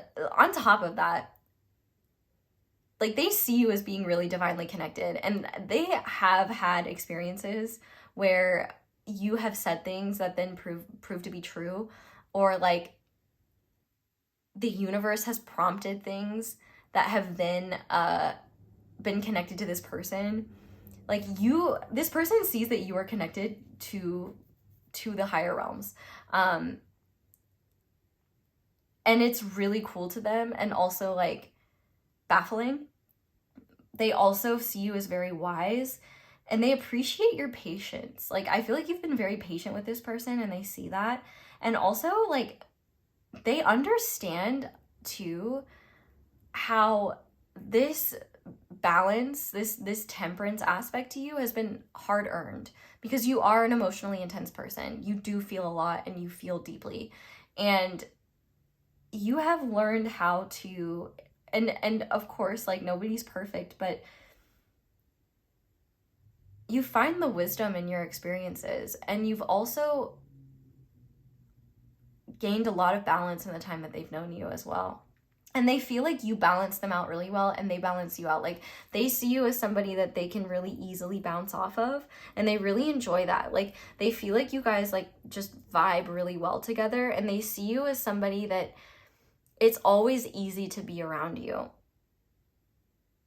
Except when there are, unless there are carnal urges, that can be kind of hard for them sometimes. And I do feel like sometimes they can be overwhelmed with the emotional intensity of being with you, especially if this is somebody who's not used to being in their feelings. They might even try to push away or deny it, and they could even see that they kind of lie to themselves about how important and special you are to them. And I think the only reason they deny that is not because they don't want it to be true, but because they're afraid of the reality. They're afraid of acknowledging that and making it real, because once it's real, the possibilities, the fears, the uncertainties, like, it just makes everything else more real. But they also see that you're one of the realest people they've ever met. Like, you are so genuine and authentic, and they just absolutely adore you. Like, they do love you, whether they've said it or not.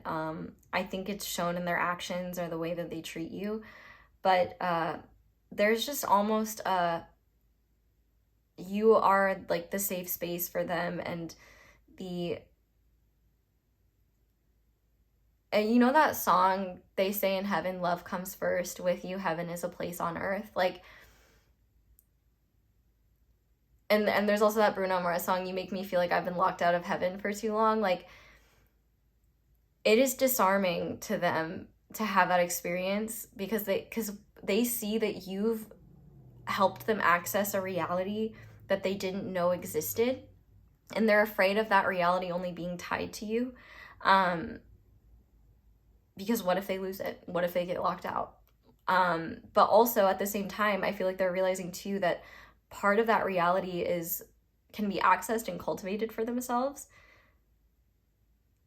But they also recognize that part of that reality is just because that it just comes from being with you. They see that being with you is something that is really healing to them and really just comforting to them, and one of the few times that they can just put their burdens down, and they love the sanctuary that is cultivated between the two of you. And they see that you have that experience as well, and it kind of baffles them, because I don't know if they feel like they provide remotely of any of the same things, but I think it could be another case of them being delusional about themselves. But ultimately, they see you as an incredibly special person. Like, I wouldn't be shocked, like, if for some of you that this person sees you as like their life partner, or somebody that they want to have in their life. I mean, obviously, if this is a friend or family member, like, they love and adore you, and you're very special to them. No matter who this is, you're very special to them, and whatever life experiences y'all have had, they would never change any of it, and they would never change any aspect of you. So if you ever wonder if you're too much or too weird for them, they like your weird. They like your weird, and they may not always understand your weird, but they want to, and they love that it's yours and it's truthful. That's so beautiful. May everybody have love like this in their life, for sure. So we're gonna go ahead now and just pull some questions for you. But if you're enjoying this, you should leave me a like, because I would love that, and I would love you for it. And also let me know that you want to see more stuff like this. And if you guys, if you guys also want like more just like off the cuff, like what's up with this, like I'm happy to do more of that. I'm trying to focus more on just uploading and not have it like, I don't know. I'm just trying to have fun. I'm just trying to have fun and be myself. So, if there's anything you're wanting to see, maybe I could have fun and be myself while I do it. Anyway, okay. What I want to start by saying is, what do you need to know about this person? Spirit, what does group 3 need to know about this person? What is important for them to know about this person?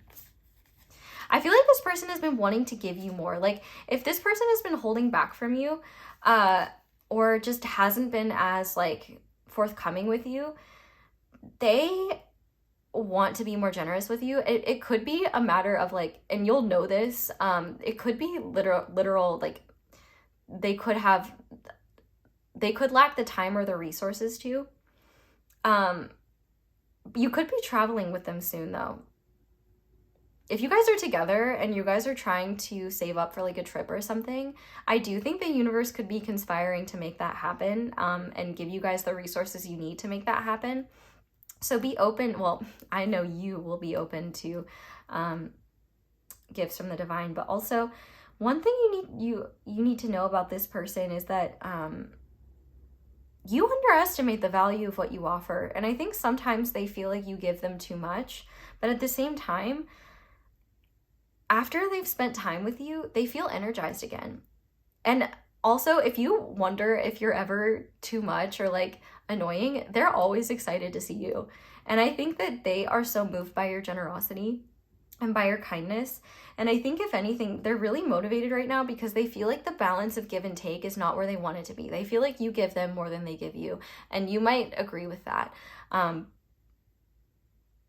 But they might be really motivated right now to get into a position where they can give back more and also just be in a more balanced place. I also think that if this person spends a lot of time like giving to others as well, you're showing them that they don't have to, you're showing them how generosity doesn't have to be like self-sacrificial. Because I feel like your generosity comes from a natural place, not a needing to be needed place. And I think that they're recognizing that for them, it's kind of the latter. And I think that they, if you haven't heard from them, I feel you're going to hear from them soon. I also think that like the universe is bringing to the both of you what you need in order to get where you want to be. Not only with this person, but in your personal lives. Like, and so for example, maybe you and this person are really close friends and you guys want to move into an apartment together. Like the universe is conspiring to make that happen. And, sooner than you think. That's really exciting. Okay. I want to see, what does this person wish you knew that they haven't told you? What does this person wish that group number 3 knew that they haven't told them? I feel like they wish you knew how healing and helpful it is when you're honest about what you're dealing with. But also, I feel like they wish you knew how much you occupy their thoughts and how attracted to you and how much they desire you. Because I feel like they hold back a lot with that. It could be out of just like wanting to be respectful of you, but it also could be because they are dealing with certain like addictive tendencies or like problems that they need to work through. Like they could be dealing with just such extreme levels of stress that their like libido is lower. And I feel like they wish you knew that doesn't change the fact though that they like constantly desire you. I feel like they wish you knew that they think about you all the time. And like, it kind of pisses them off. Like, in the sense that they're trying, they gotta like do their business. Like, they gotta get shit done. And they get distracted by that. Like, they get kind of frustrated with it. I don't know if they wish you knew this, but I think this is a truth that they're willing to reveal, that they feel like they still need to take ownership for things that they could have handled better in the past, or things that they could have taken responsibility for that they didn't. I feel like they wish you knew that there are things that weigh on them, even if they're not a big deal to you. And I think they also just wish you knew, like, how hard they're working to change their circumstances. Can we clarify this, Devil? Yeah. I feel like they wish you knew how attached they already feel to you. Oh, that's precious for all of you, because for some of you this isn't a romantic interest or a romantic partner. They wish you knew that, like, your presence in their life, when I guess this is for all of you, your presence in their life makes all of their problems seem easier. And your kindness, your generosity, your love has set them free in so many ways. Like, there's something very empowering about that. And one thing that they wish you knew is that they see your presence in their life as an indulgence, where they're afraid to get attached to it, but they already are. They recognize that. And they wish you knew that they sometimes don't understand how you could be so loving towards a person like them.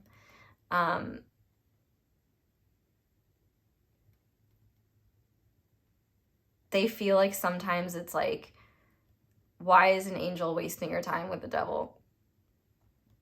Why is an angel wasting his time with the devil? Did I say her? I meant to say there, but I said her, and I said, well, I better say his too. There. But I think there is best. That's what I try to do.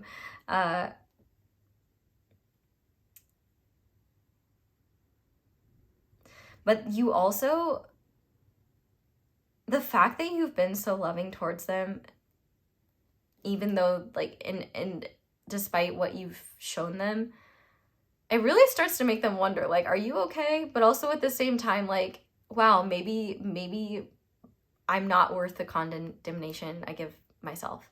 And they're really grateful for that. I want to ask now why this reading came to you. So why did group 3 need to see this reading?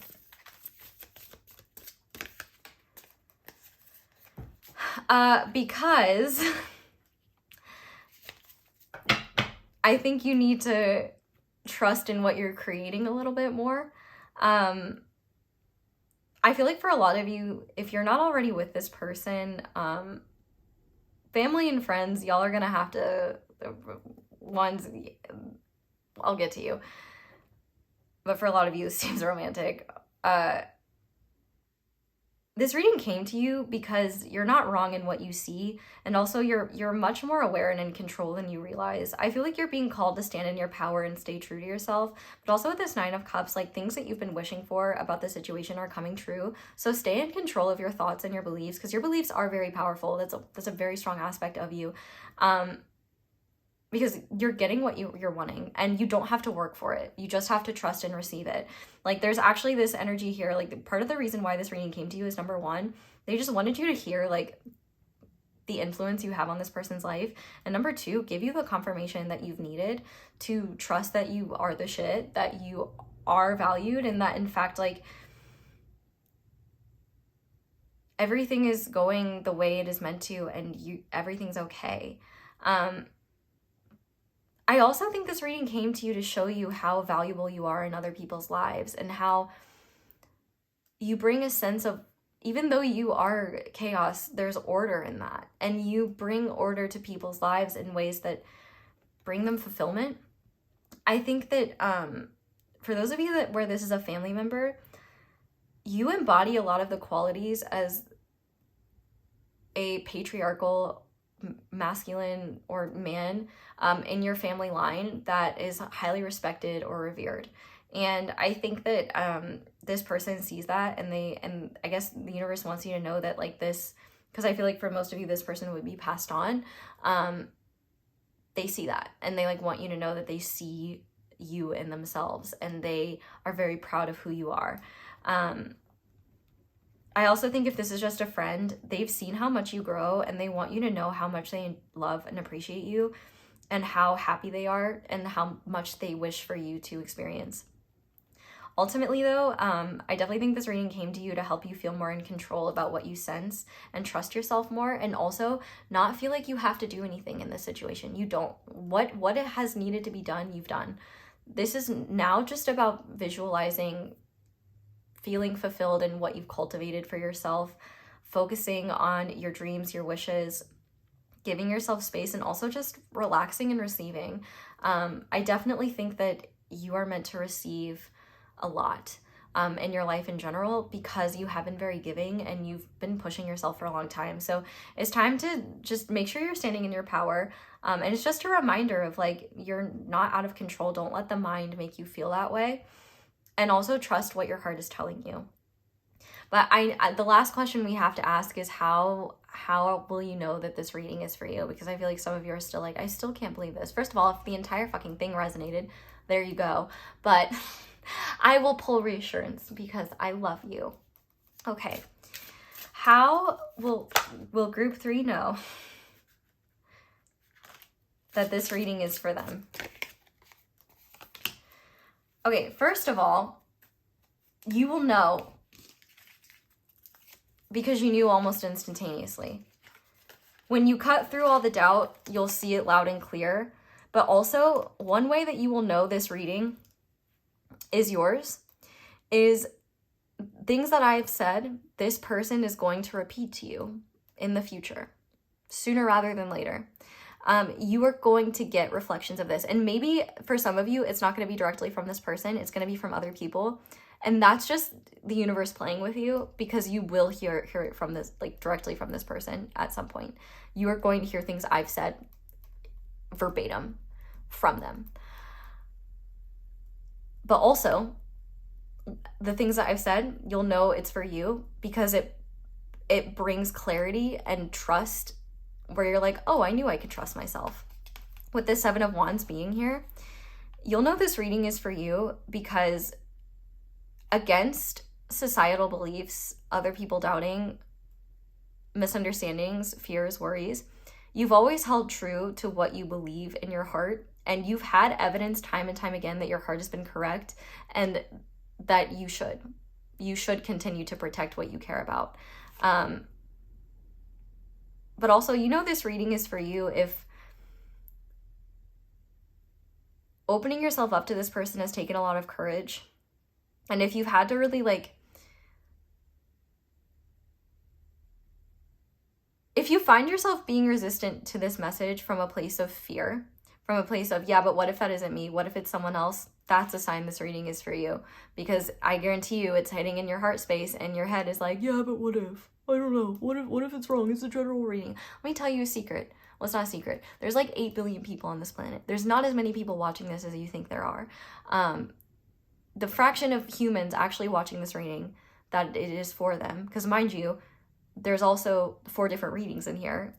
The view count does not reflect everyone resonating with the same reading. And the view count doesn't reflect everyone resonating with the reading. Because most normal people, if something doesn't resonate for them, they just move on. They don't, like, make a stink about it. But I also really appreciate when people say that, like, something doesn't resonate for them.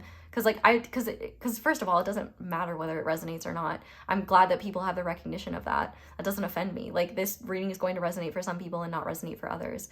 And it's not going to resonate for you if what I said doesn't make sense or doesn't sound like the person you're asking about, point blank. But you will also know that this reading is for you because things you've said in meditations, or things you've heard in meditations, things you've seen in meditations, or whatever you need to do to get in touch with your inner world, that deepest part of you that knows what truth feels like, this reading connects with that part of you. And maybe you need to sit on it. Maybe you need to reflect on it. Maybe you need to go into meditation and rewatch this. But I guarantee you'll see something in meditation that confirms that this reading is for you, and you probably missed it the first time around.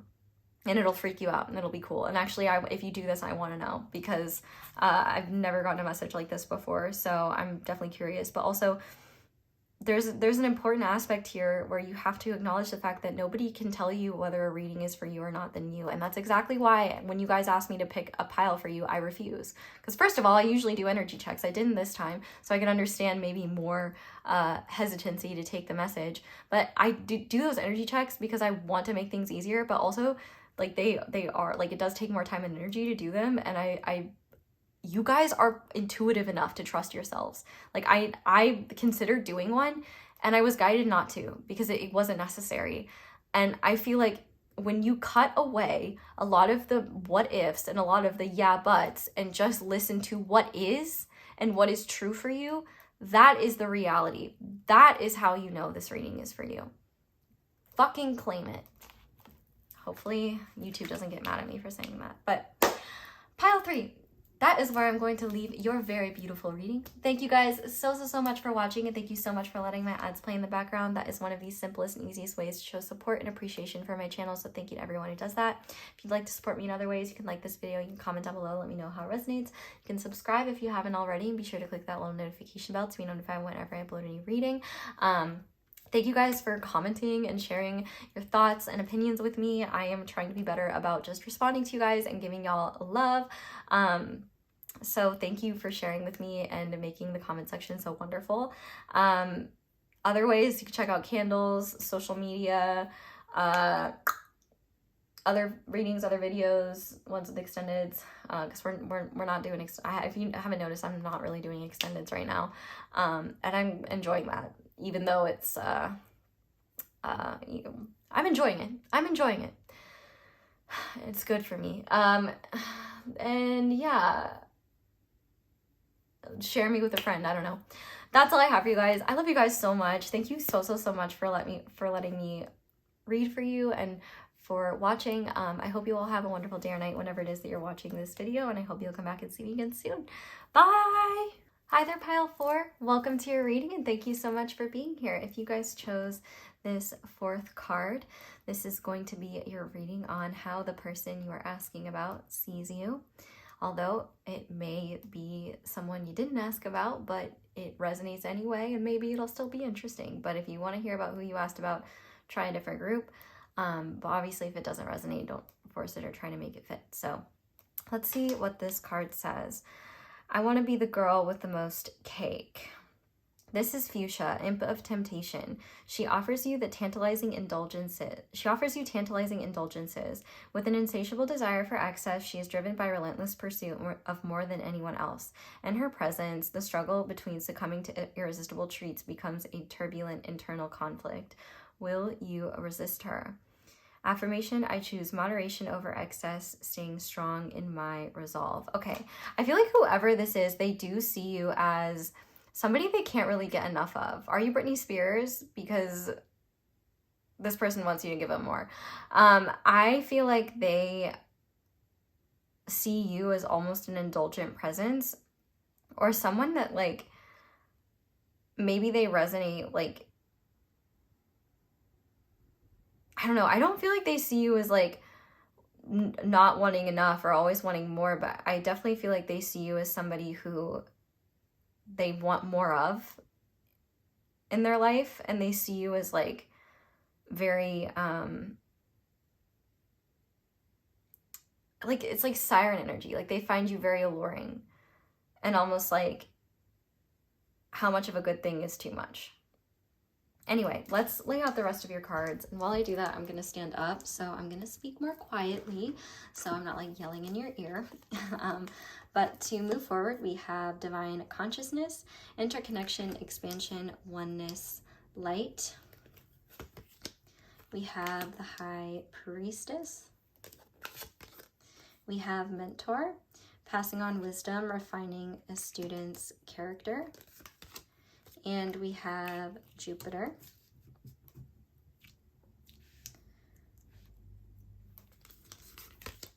We have the Two of Wands.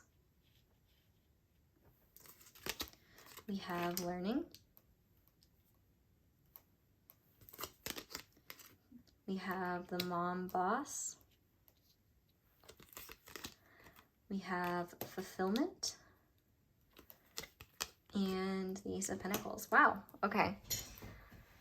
This person really, really admires you and really looks up to you. I almost wonder, I'm like, do you do something similar to me? Like, are you a reader or an intuitive, or do you do psychological stuff, or are you a teacher of some kind? Like, I can definitely see whoever this is. This may not be maybe who you asked about, but this is somebody that greatly, greatly admires you, and they see you as one of their favorite people and one of their greatest sources of wisdom. They trust you very deeply.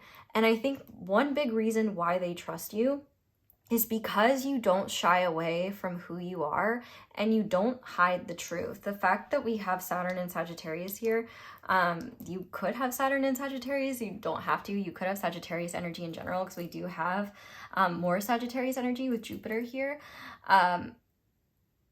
You are a big presence in their life. Like, and you could just be big, like they could just see you as big. Like, you know, maybe you have like a platform and you share your wisdom online, or maybe you are in a very high up position, or maybe you're just tall, or maybe your just energy is really loud and big. Like,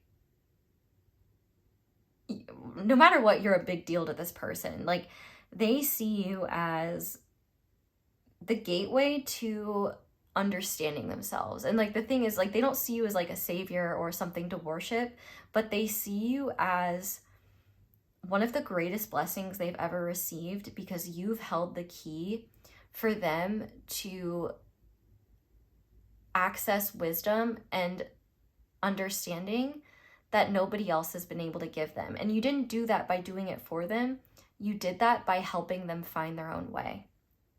They see you as somebody who puts up with a lot of crap, honestly, especially with the Mom Boss here. Like, you do so much and you do it really well. And they see you as being highly ambitious, and they feel like you are like so much more than you think, but also they see you as somebody who is constantly looking towards the future. And I do feel like there is a part of them that wonders if you feel like you're not enough, or if you feel like what you do isn't enough. And I feel like if that is the case, if you resonate with that, I feel like this person, they would want you to know that you are enough. And I feel like for some of you, you might be like, maybe this description could fit multiple people, or maybe you don't know this person very well. I almost feel called that for some of you, maybe this person, because I did just say, like, you could be big, or like you could have a far-reaching influence. So maybe this person isn't someone that you know, but someone that admires you, and someone who's their higher self really wanted you to know, like, how you're really viewed. So if I'm going to continue, if you still don't know who this person is, by the time I'm done with this part, we're gonna ask that. I'm gonna ask that question, so just bear with me. But maybe you're like, I'm so psychic, I already knew that, and I'd be like, touche. Okay, they see you as someone who loves to learn, and somebody who is mysterious in a lot of ways. Like, they see you as very connected, very spiritual. You could divinate with them or for them, and that is something they find very fascinating. They see you as full of wisdom, but at the same time, it's like you're full of secrets. You're like Gretchen Wiener's hair, and it's like, but at the same time, it's like when you do engage with them, you're so open, and like, you're not hiding anything, but it's just that you are mysterious and complex.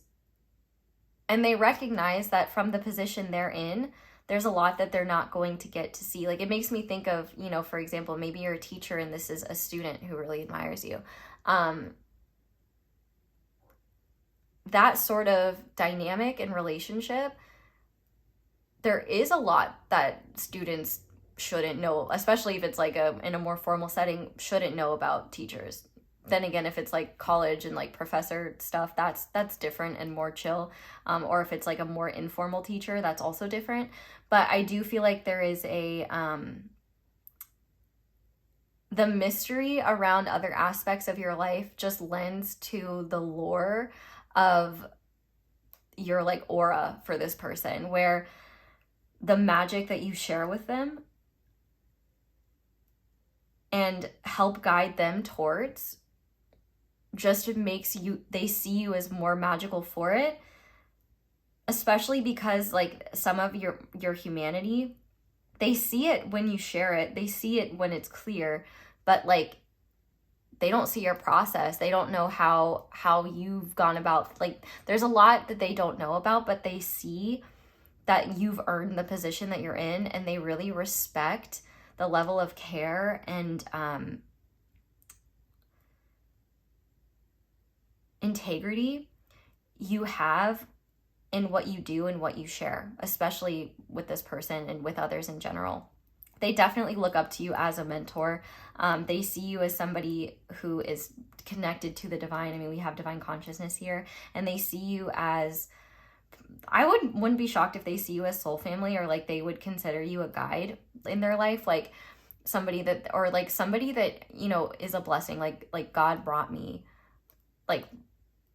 to you, pile 4. Like they would say, like they would see you as like a blessing. And realistically, they're right, you know, because if you do something like, you know, spirit work or channeling or anything like that, your job is literally to guide people towards themselves and to be someone that uses your own light to assist others in finding theirs. And when they can't find theirs, to hold the line until they do. And you're doing that well. And I'm interjecting to say I want to commend you on that, because that is a very beautiful thing. And not everybody uses that precious position wisely and with integrity, and you are. And this person sees it, and I see it too. And I love to see that, because I understand firsthand how using that position with a lack of integrity can be really harmful. And that's why I'm so careful. And if you do anything like this, or want to do anything like this, you should be as well. Not to the point where you're like questioning every single thing you do. You can't be perfect, but you know, be conscious. And they see that about you. They also see you though as somebody that is very magnetic. Like people are naturally drawn to you. And I feel like they might almost be like,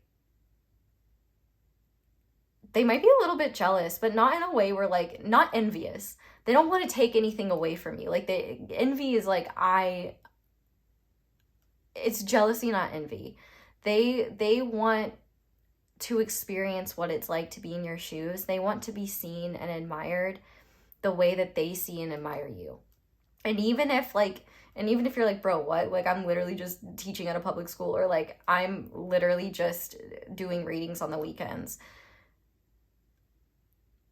The effect that your presence and your influence has on them is so beautiful, and it resonates in their spirit in a way where they are meant to do the same thing that you do for others. And the irony is that when you're in that position, when you're doing it for others, you don't realize how it's being perceived and like the specialness and the magic of it. And so this person will experience the same thing. Like they're going to walk in your shoes in some way.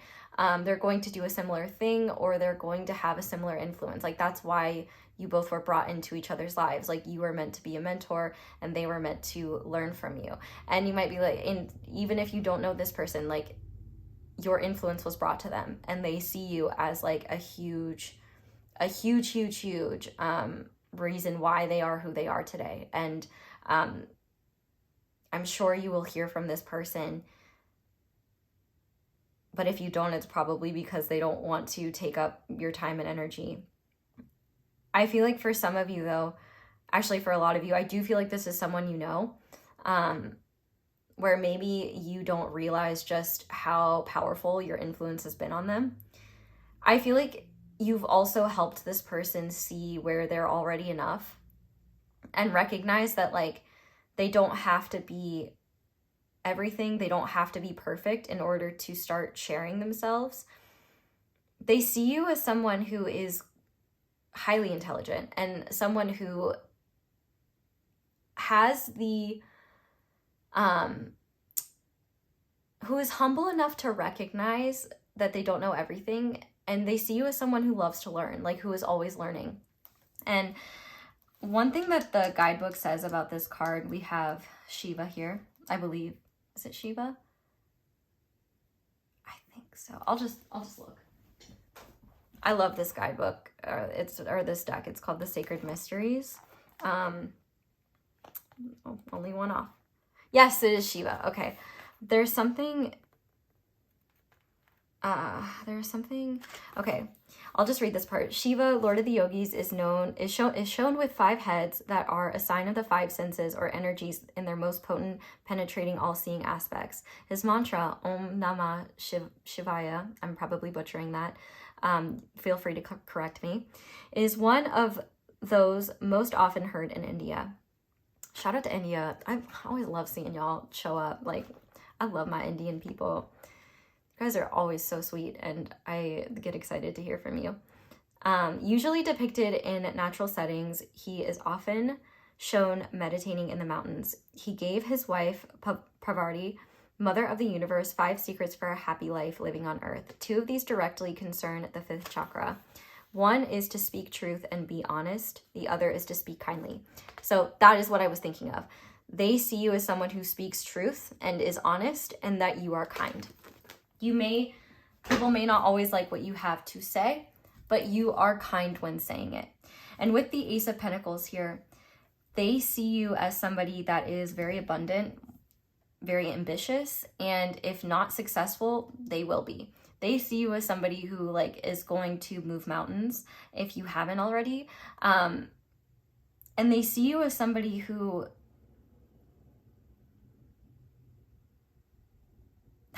is the real deal, has got the gift.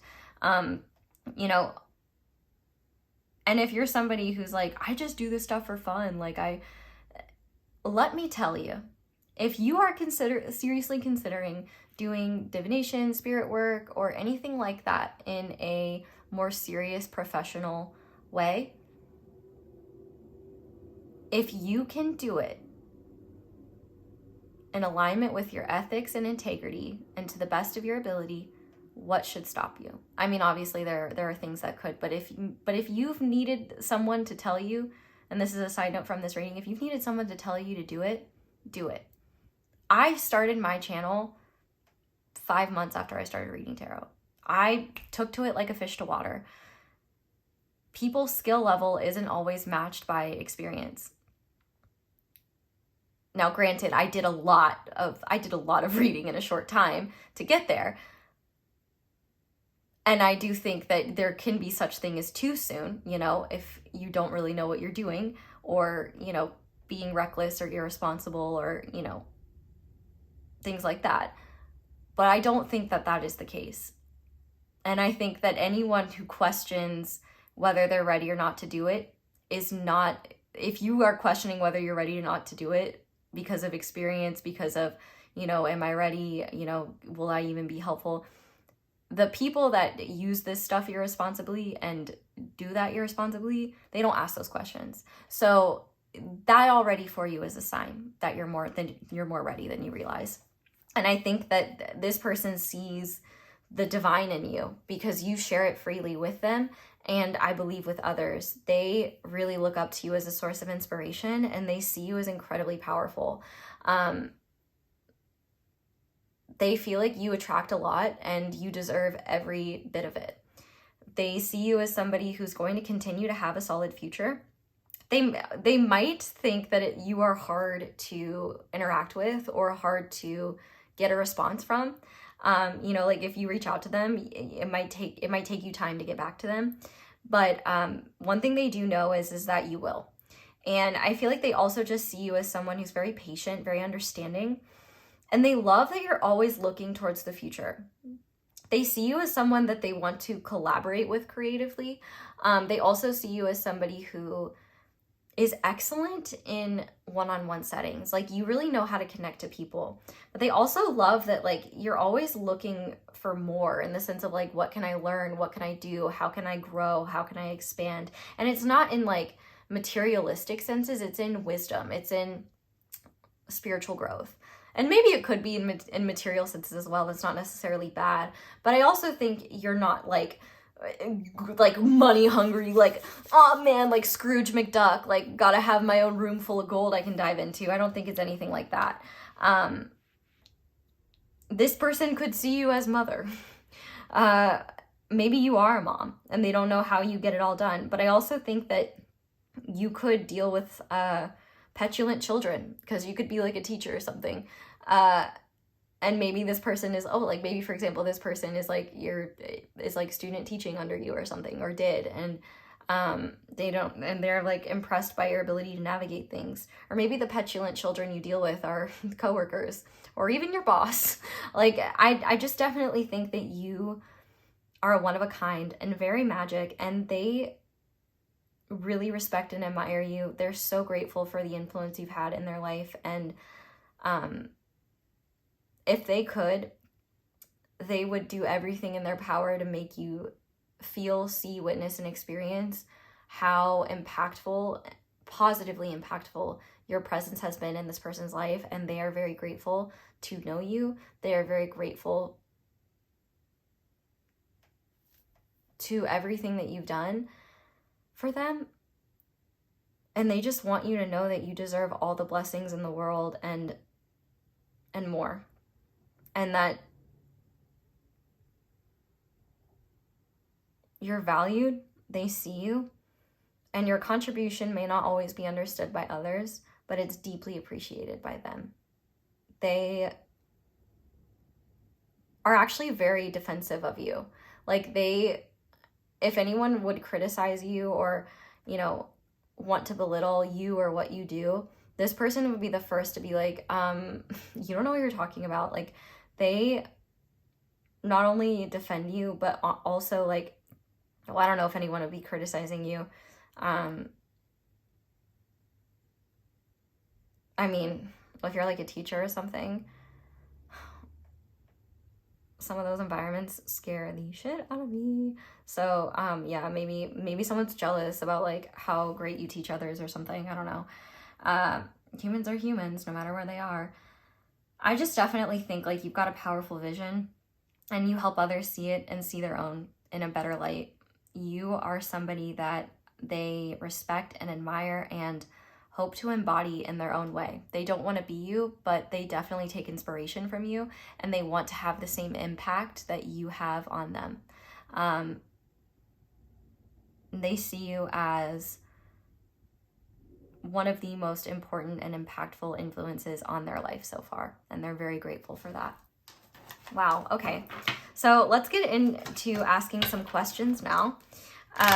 Starting with who this is. If you guys don't know, some of you do, and I'm sure you're all like just grinning from ear to ear, because I feel like for some of you that do know this person, they're very special to you. Like, I feel like you've learned a lot from their influence, and like the way that they have been so respectful and so receptive, like it has been just as impactful for you. And I think you see their light, and seeing them step into it more fully has been so like powerful and meaningful for you. So I just think that's beautiful.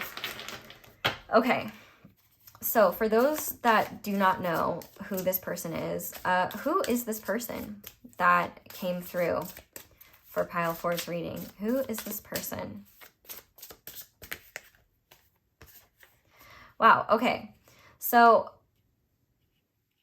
this person could be a Scorpio, have Scorpio placements. This could be someone that also admires you from a distance, but also the fact that we have the Nine of Cups here, I feel like this could be a lot of different people.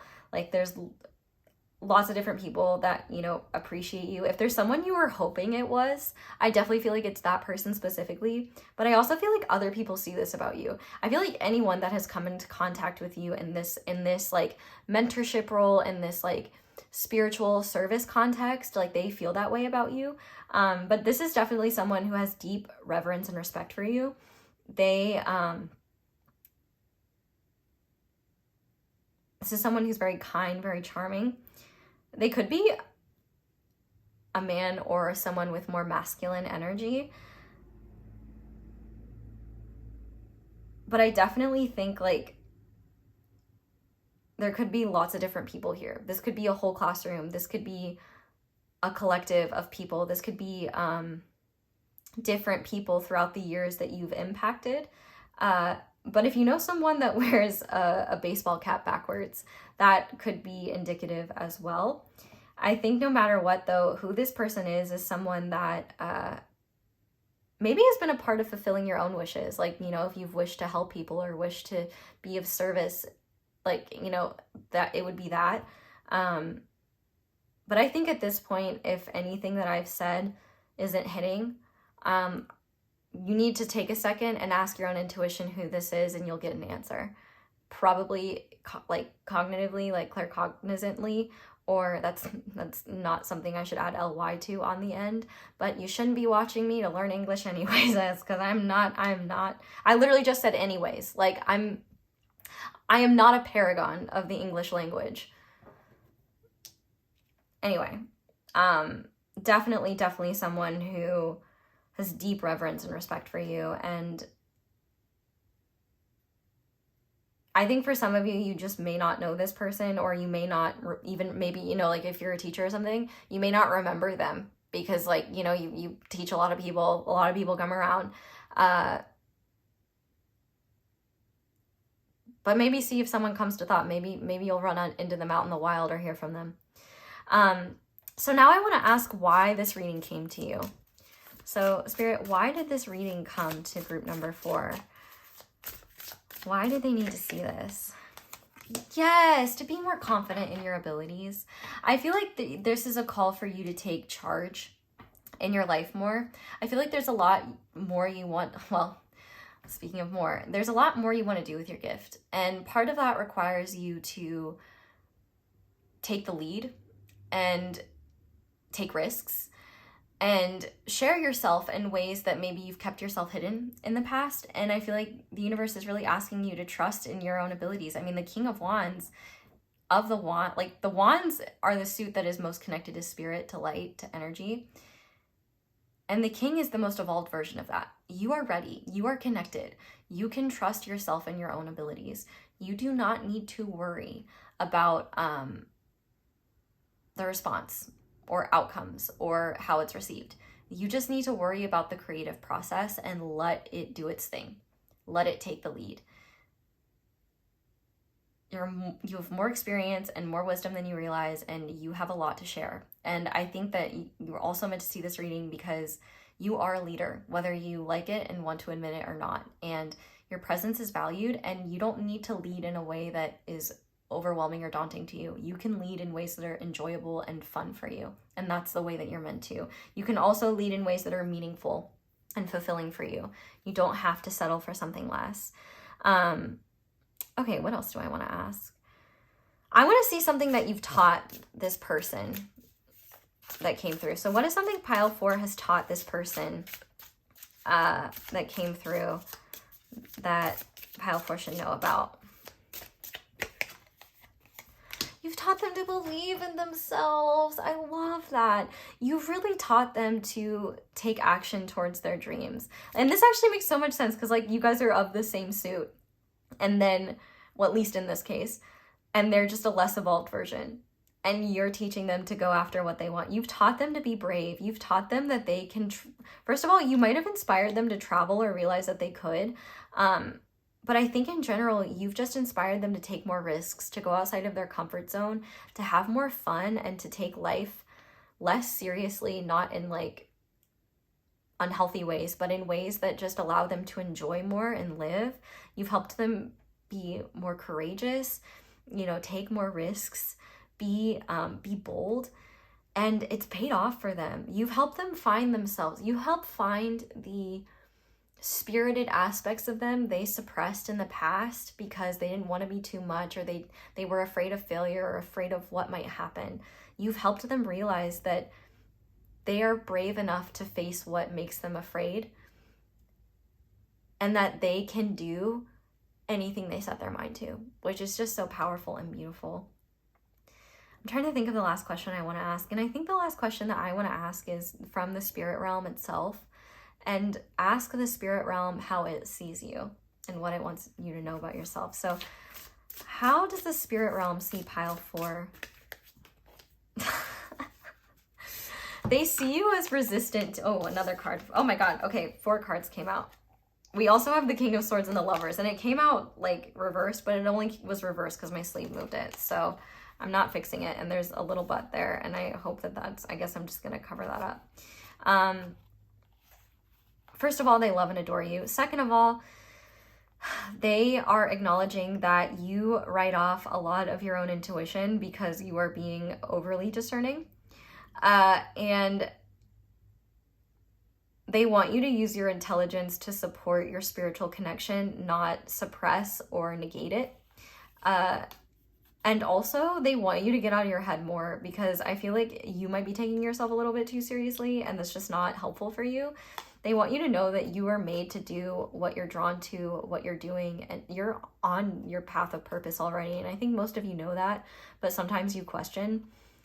They see you the same way this person sees you, as this high priestess. You have a deep connection to your own magic, to the magic that flows through you, to your intuition, to the divine. And you were chosen before you came here to be a practitioner in the unseen realms, and in whatever way that is, whether informally or formally.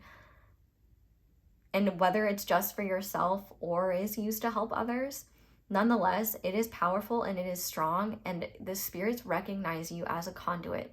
You are somebody that they go to get their influence out in the physical realms.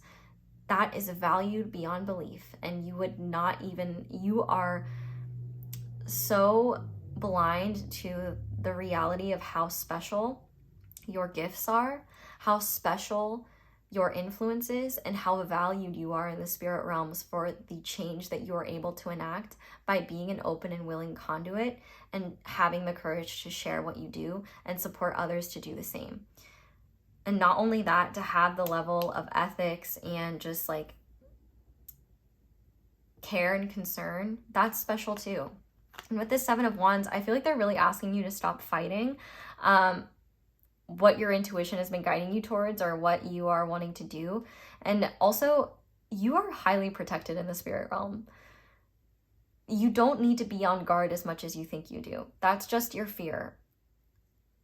Let go of that. I know, that's so easy. Are you afraid? Just stop. Why be afraid when you could just not be? Hashtag wisdom. Hashtag YOLO. Hashtag never say never. But also with the Lovers here, like, they adore you and they just want you to love your life and love your role more, because I think you do love it, but you also have a hard time stepping into it because it feels less legitimate or it's less understood by others. And I feel like that's part of the beauty of it. You're a pioneer. Like, you are walking a road less traveled, and they see you as somebody who's bringing love to the world in powerful ways and showing people the power and love of the spirit realm and how that's accessible to everyone. Maybe not literally, but you're helping people become accessible to their own magic. For some of you, it is literally, but for others, it might be different. But yeah, the spirit realm loves you, and you pick up on it more than you realize. You just pass it off as thoughts, or, you know, forget about it because it's fleeting. But the spirit realm adores you. And if you've never tried automatic writing, I think you need to. Automatic writing could be a very powerful way to get clear insight from your guides, from the divine, and not forget it. Because I think you might forget it. And also, I think writing stuff down and having it would be a powerful way for you to get that confirmed later. So yeah, don't give up, keep fighting, and stop fighting yourself, because you've got a lot of beautiful things to ground into this reality. And I'm really honored that I got to be the harbinger, the bearer of that message. And yeah, I would love to know like what you do or how you feel about what you do. I definitely feel like we're kindred spirits because I relate to a lot of what's coming through here. I always love when I have like, I'm like, oh, this is people like me, so I get that. Yeah. Pile 4. That's where I'm going to leave this reading. Thank you guys so much for watching, and thank you so much for letting my ads play in the background. That Pile 4, sorry. That is the simplest and easiest way to support me. Well, it's the most impactful way to support me and my channel. If you'd like to support me in other ways, you can like this video, you can comment down below, let me know how it resonates. You can subscribe if you haven't already, and be sure to click that little notification bell to be notified whenever I upload a new reading. You can check out my merch, you can check out my social media, you can check out my candles, you can check out my other videos, ones and extendeds. But that's all I have for you guys, so thank you so much for watching and for letting me read for you. I really hope this reading helped and was supportive. I love you guys so much. I hope you guys have a wonderful day or night whenever it is that you're watching this video, and I hope you'll come back and see me again soon. Bye!